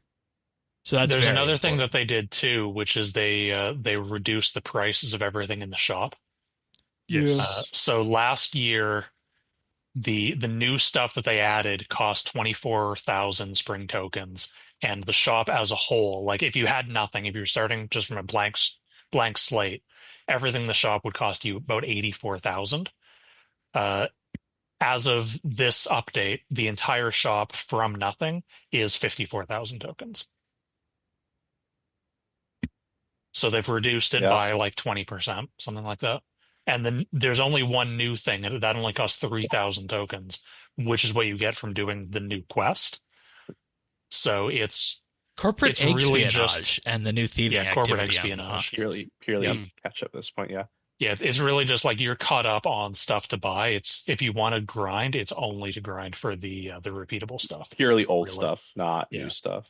Which I Or think to get it quicker. You do get spring tokens quicker Yes, you doing do. it There, than out in yes. the thing, Yep. but still, You don't have to do it. I can sit here and mine my sandstone and still be passively getting those spring I also tokens. think that this opens up an interesting discussion for what this means for summer, Halloween, and Christmas, because remember the Halloween one was always seen as the most grindy, and I think looking at this, it's an important realization that the game is not trying to do everything to make you log in each and every minute. Because that's what these events were always for. They were the quarterly event that's like, let's get everybody to come in and log in for 15 to 30 minutes a day to play the holiday event. And while you're here, you might go and do some other things as well, which capitalizing on that shift during the whole Road to Restoration initiative, I think is very important to move away from that. So, that being said, they still did a quest. This one's a sequel to the previous Easter quest, which is good. The previous Blooming Burrow quest. Yep, I think so too. I like that they have the opportunity to build up the story. It's in the same vein where you're doing like this espionage thing. You've done it both times now. You're trying to prevent the secrets of chocolate making from being stolen by what are patent trolls. Yeah. Well, they didn't have the love for chocolate in their hearts, so they weren't worthy. Yeah, well, of course, you're working for the biggest corporate shark of them all. The Easter Bunny. Sorry, second biggest. Ali Morrison is still bigger. And Santa's at that bigger, is a Nepo hire. Oh yeah, Santa. Yeah, okay. Santa's bigger. Well, Santa's just an industrialist. He's not corpo. He's in it for the love of exploiting the proletariat. I was going to say something, but I won't say it because that would sound actually really bad. Oh no! Say it then. No, that's okay. I'm not going to say that. Clips. No. Okay. There is the Gielinor egg hunt. That is weekly. There's going to be 3 of those, and there's also the daily egg hunt in the Blooming Burrow if you want to do a daily. And the only reason I tell you to do these is that for each of the Gielinorian eggs that you find, you get a treasure trail casket that has the ability to give treasure trail rewards that are even on the level of hard and elite, so fortunates and whatnot. And then same thing for completing each daily egg hunt, you get a casket for that as well. And the important thing too is that when you're out doing the Gielinorian ones, you also get points for your Globetrotter outfit if you're still in a deficit for that. The daily egg hunt gives 5 as well. 5. Oh, nice. Gives 5 points for the daily and 25 for the big one. Okay. Yeah. So for those of us who are averse to clues, that's a reason to do that. I will say I think my favorite part of all of the holiday events was the egg hunt, and a little disappointed that it's nothing new this year. Yeah, because the community one doesn't exist, and the Gielinor one is all repeats from last year so far. I thought that was a fun novel thing. I know that was like on a timer or whatnot, but I mean, using the 3 weeks to do it, so it's on a timer, but it's a fairly generous one. That actually reminds me of another change that they made, which is like in previous years, the egg hunts have had their own reward shop and their own reward points. Those are all combined now. Yeah. Shane alluded to that earlier. They've converted all that to spring tokens. So that number I said earlier, that 54,000 to buy out the shop, more stuff. That includes all of the stuff from the egg point shop. And then let's also remember that we're not getting a new treasure hunter outfit like last year's carrot outfit that you could get at an infinitesimally rare rate. So, you've really just scratched all the itches away that people had with these time-limited events that would come up like this, forcing you to log in, forcing you to engage with Treasure Hunter. And I think out of everything in terms of just the idea of removing Treasure Hunter, I think that's one of the things that people wanted to see go the most. And that's why this first offering under the new regime in the Blooming Burrow Spring event was so important to see how they would do that. Yeah. I think it does make me... Okay. Go ahead. No, go ahead. I was going to say, it does make me wonder what will happen this summer. Where they don't have this hub to follow. It does feel like this was like I say, they didn't put any effort to it, but like it was reduced budget. Like they didn't make this as there wasn't a focus on it. Well, wasn't I a seem focus. to remember like they said they were going to do something because they're not bringing back the beach. They're not bringing back beach, but was that before we voted on integrity and treasure hunter That's a good removal? point. I don't remember that. I I think believe it was last in. summer, I which think it was was in the before. main roadmap that we are getting a summer hub style thing. Okay, a summer. Yeah. Okay, a summer okay. something. Anyway. Yeah. And you know that my biggest question still out on the edge of all these holiday things is how do they plan on doing the Christmas thing? Because there's the idea that over the last number of years there's been that precedent that you have the new Santa hat and the new toques and whatnot that have been added, and it's like, what do you do with that instead? Do you just put it in store? What do you do? I don't know. Probably. You just have it feel drop like... randomly from wrapping paper. Wow. It's going to be a $99 rare that you buy on the cosmetic. Buy it from the shop, Yep. cash shop. I feel like my one of the things that I think is kind of a shame about the changes that they've made is because you no longer need to skill in the burrow, there's not really much of a reason to. It's And dead. so I was going to ask that question in terms of So, what like- everyone's burrow experience have been, because mine has been basically empty.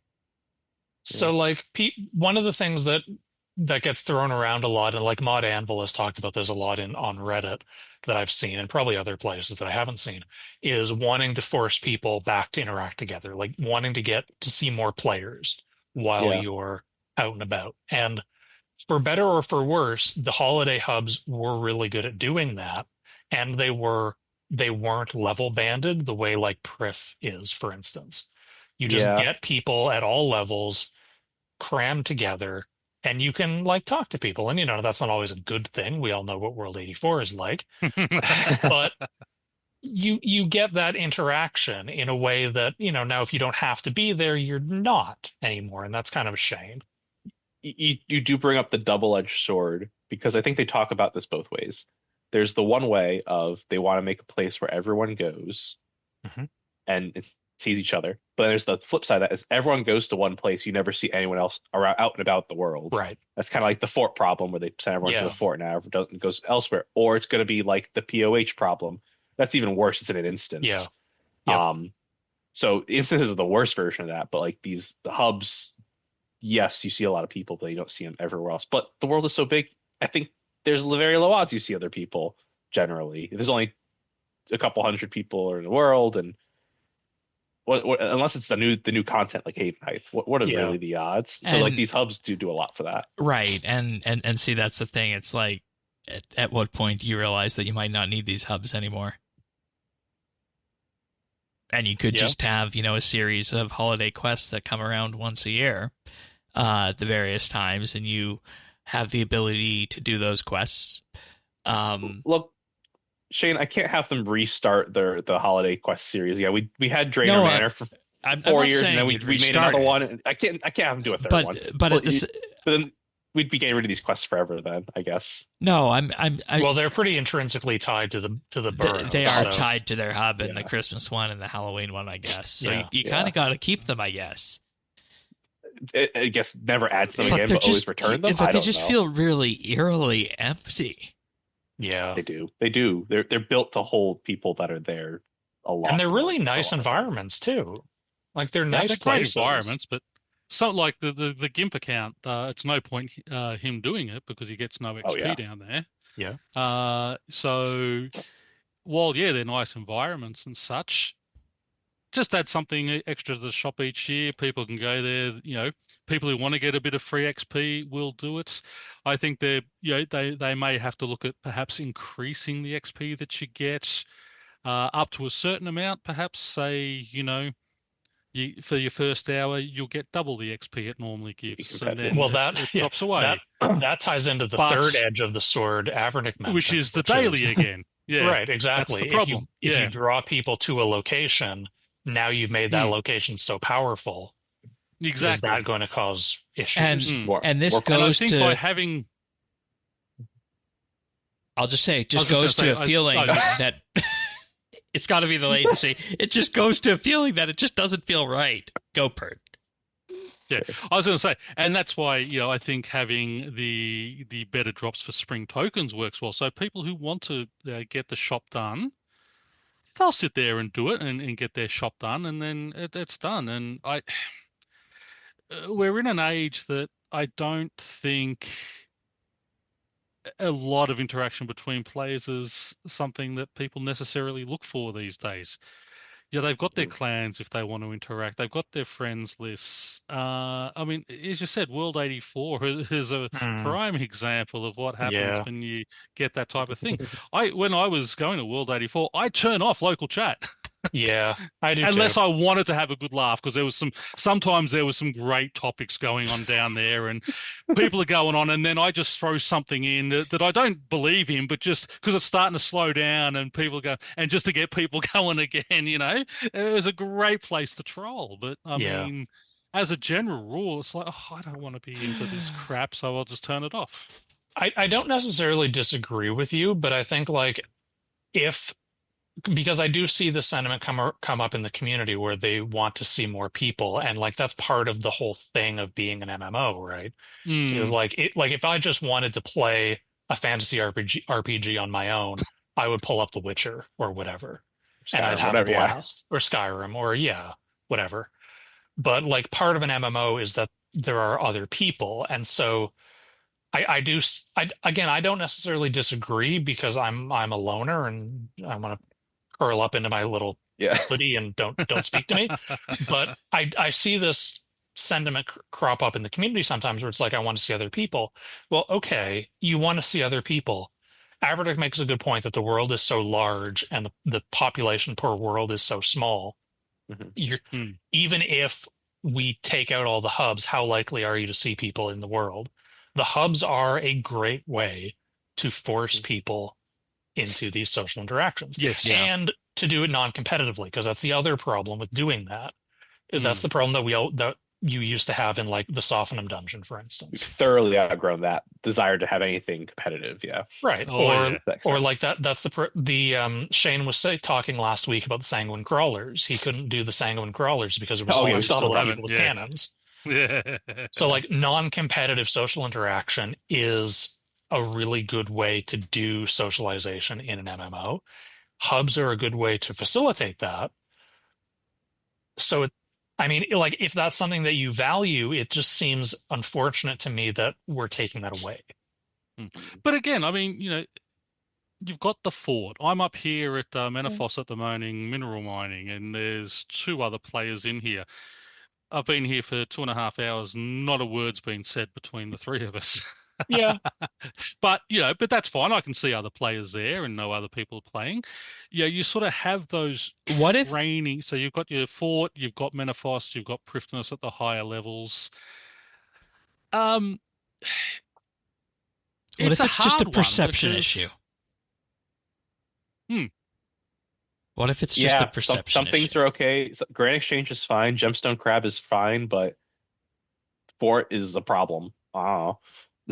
New updates are fine, like when they all send us all of the crafting guild to do or make our masterwork or something. That's great. I think it just comes back to the hubs are a way to get that new update feeling without having a full update. And it just comes back to what the future is going to be of those holiday hubs, since you're able to get most of the tokens now outside of the hub. And I think that's the bigger issue here that's lost in this idea of wanting or not wanting to see people, and we need an answer for that in terms of just how a hub feels if it's empty, specifically the holiday hubs. But okay, maybe don't run them as long. Maybe, but even then, that kind of leaves people out. Just another quick note before we move on here: the cosmetic toggle for hide other players' familiar and conjured spirit customizations came into game this week, and in addition to that, there's new gear in the marketplace themed after Easter. If you're interested in any of the outfits, I'm not. I'm still not. And then just some changes to asphyxiate wild magic, bringing the critical damage and critical strike stuff that's in some of the higher kits of armor down into the base abilities. and lower levels of equilibrium that everybody has been asking for.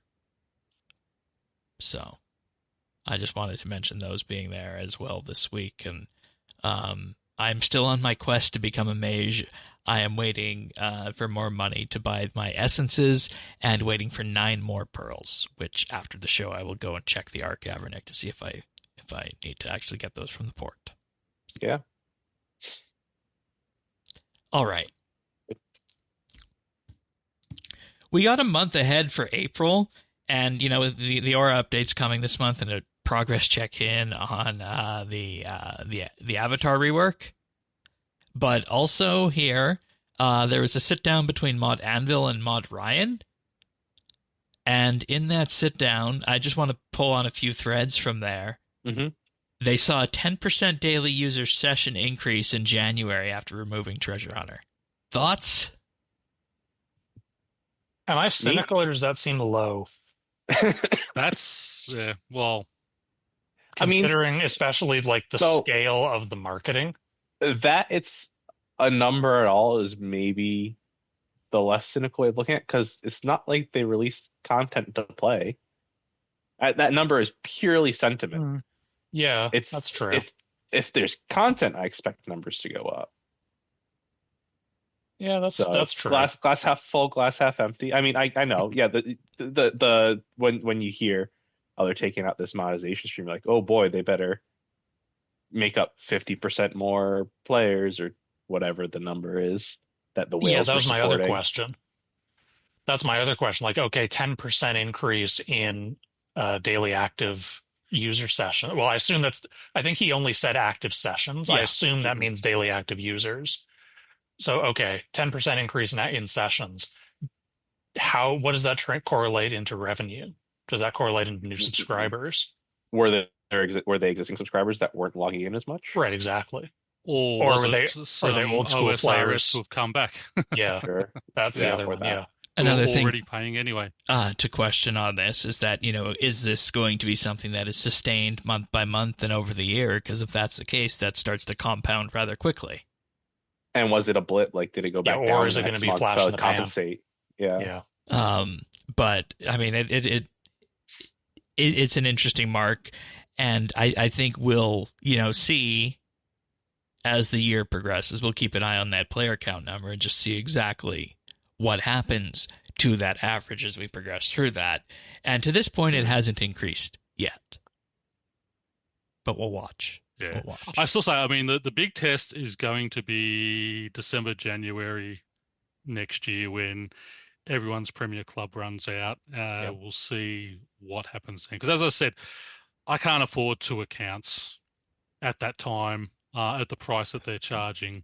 So I'll just, whether I continue on the GIMP account, let the main account expire, and just when something new comes out, add a month now and then, or if I just let this one go, keep the main account mainly for sentimental reasons, and just keep working towards my trim comp. And that's the reality that a lot of people are in, so we'll see.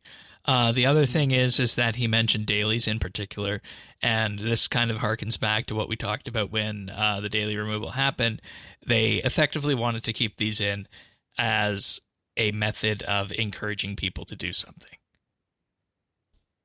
Giving you an idea of something you might want to do. I didn't have that take from the video. And from my point of view in the video is they are much more direct that they intend to take them out still than they were when they double backed on the taking them out a couple weeks ago. That's an important point too. That's there. They were much more wishy-washy a couple weeks ago when they didn't take them out. Blog. And this video, they said pretty much point blank, like, we still are going to take them out. We're just waiting for the point where we don't feel like we're taking away without giving back. It feels strange to me if that's the case. They didn't say it in the blog, because I think that would have made a lot of people less angry back then. Right. So why hold it back? I don't know. I mean, it makes sense. Like, it's crutch. For certain skills, it's crutch XP, and they want to, for better or worse, satiate the feeling of losing it. what made some skills are balanced low and whatnot, so they could change it. But them not saying it back then also makes it feel like they weren't sure back then. Now they have a reason. I don't know. Yeah, I can really only think of two reasons why they wouldn't have said this at the time. One reason is because they didn't intend to do this at the time, and they've changed their minds in response to backlash. The other reason is that they just made a mistake, which is fine. I mean, no, I don't do my job 100% Yeah. perfectly 100% of the time. So that's like fine. You're human. I get it. Okay. And, Well, you not know, everyone would be everybody's perfect also like allowed me. to have misreads of sentiment too. So, Sure. And again, I mean, you know, as I said, you know, they've got to give something back. You know, Shane and I know on the Group Iron Man accounts, there are some of those skills that are just nigh on impossible to train decently. So you do take advantage of those dailies. I mean, I didn't do them every day, but if a herblore one come up, or a hunter one come up, or an agility one come up, I always did them because you got that bonus XP given for doing them, which did help you out low level. Now I'm 90 plus all. I don't look at them at all, but you know. yeah. And, you know, it just goes to show how complicated the web of things that were holding this game back were, and in some cases still are. And how And it also difficult it goes is to undo those as they plan to do in this year. And again, it was that vocal minority that's screaming about things that they listen to, and all of a sudden, when you take something away, the majority jump up and down and say, well, hang on a sec. You know, those people who didn't speak up earlier, you know, all of a sudden something's gone, and now they're starting to speak up. Well, sorry, too late. You know, you had your chance, and they've removed everything, and that's the way the game is now. I mean, I've been seeing a few complaints about some of the stuff that's removed, and it's like, well, it was expected. We were told, you know. So was Treasure? I mean, yeah, Treasure Hunter wasn't great, but it might have been a necessary evil. And see, There were that's benefits to exactly it. what I felt with Hunter this week, because I did 108.5 to 110 Hunter with my Protean traps, and I equated at our community day, and to you guys, I said these are the cigarettes coming out, and Avernick even thought I smoked in real life because of that. I've got tens of thousands of Proteans still sitting in my bank that I can't use because I'm 200 mil all, but it's like, you know. If I don't see it on camera, it could be true, whether it's smoking or using proteins. Well, if you want to see the Proteans on cameras, there's a screenshot in the Discord of me getting 110 Hunter. Okay. With the Protean traps, so that is there. That is there. But yeah, I mean, it's complicated. I have my own feelings, you know, 4 or 5 months into this, and it's not an easy fix in any way, shape, or form. So, but all the RuneScape siblings are thriving this year. Well, I mean, to varying degrees, right? I think OSRS for a is certain one definition that's lacking content. content. I started OSRS. Yeah, and Leagues is coming in a week and a bit there. But we got a Dragonwilds update as well this past week. How was that, Avernick? Just a brief rundown of that. Dowdun Great. Reach. I feel like the game keeps releasing. It took a while. Like the game's over a year now in early access. I think we it was passed April, year. May last year. Yeah. Okay. And it was a while until they started new content, but Fell Hollow absolutely slapped 3 months ago, and they've released now the next region, Dowdun Reach, and it's awesome. It feels it's both the next tier of everything, so it's the next metal, next leather, next Mithril, cloth, right? Mithril, Blue Dragonhide, Mystic. It's based in a Zamarakian a fortress of Black Knights. With a force of them that are legally distinct Kintra, who and filled with demons top to bottom. This is the first region which is less dragon focused. You're more so dealing with this demon and knight problem as you're trying to traverse to the next dragon in the next region. It feels entirely different. It's this area on the map is like a third of the previous area, but it's so much more dense. This region also doesn't have any of the dungeons or the vaults that the previous regions did because the those were entire Dragonkin overworld themed, right? those were all Dragonkin themed, but the entire fortress feels like you're in a vault the entire time with how dense it is and how much you're looping back and hitting levers, opening doors. They've also done some very interesting things with like you're in buildings most of the time, and it's a survival crafting game where you're typically mining and chopping wood. So natural resources are a lot harder to come by. So they've added a system where you can scavenge and salvage things out of the corners to try to like make up some of those resources that they're not giving to you in nature.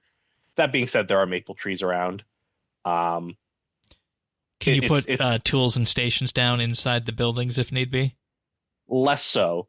So they did a slight restriction on that because another mechanic they played with, which it became very clear how much of a crutch it is in the previous regions where you can place a lodestone literally anywhere and teleport around. That's right. They entirely restrict them in this zone because there are some preset lodestones you have to discover in each corner of the world to link them up into a network, a smaller network, forcing you to use those methods of traversal versus free forming your own all around. They're really trying to like guide you through the each hallway and keep a little more on rails, I think, than the previous regions where they kind of like let you go hog wild, build wherever, whatever. You can build a tower all the way up to like climb up a mountain adjacent or whatnot. Not so much here. No, I thought it really came together. The main quest was interesting and distinct. In the previous main quests of the previous regions, they typically sent you on like 2 or 3 sub goals to go find some MacGuffin in different corners of the area.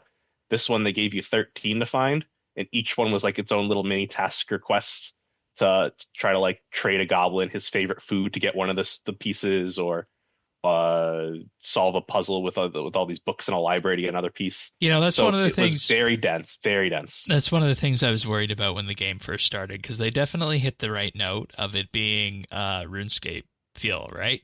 But I was worried that at some point it would kind of diverge from that and just start to feel more generic survival Valheim-y. Sure. And I think they have landed on the right spot for this then. Yeah. I think we're at near like 15 or 20 side quests at this point, and they're all pretty good. I don't think there were any new returning characters in this region. The next one's supposed to be Explorin, but there were returning ideas like the Black Knight Titan is the major boss, legally distinct Black Knight Titan.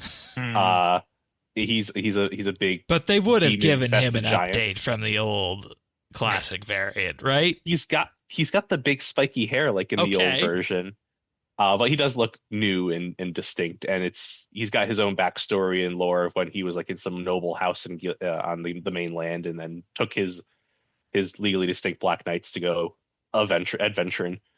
It's really good. I think the game keeps hitting. It's got monthly updates at this point.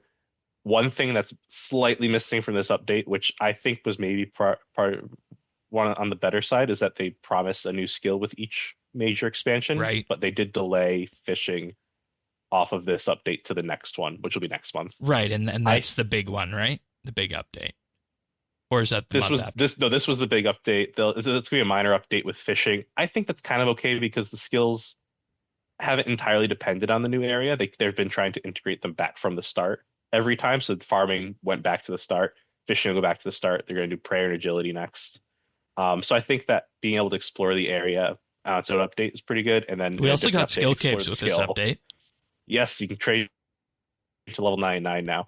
And you want to hear something crazy?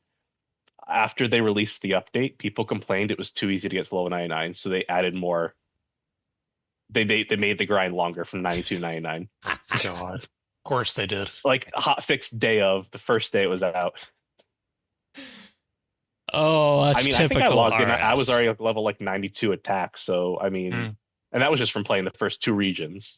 So if there's 3 more to come, Yeah, but let's be real. Maybe It's appropriate. the 90, the 99, and the cape isn't going to be as impactful or meaningful as it is in RS.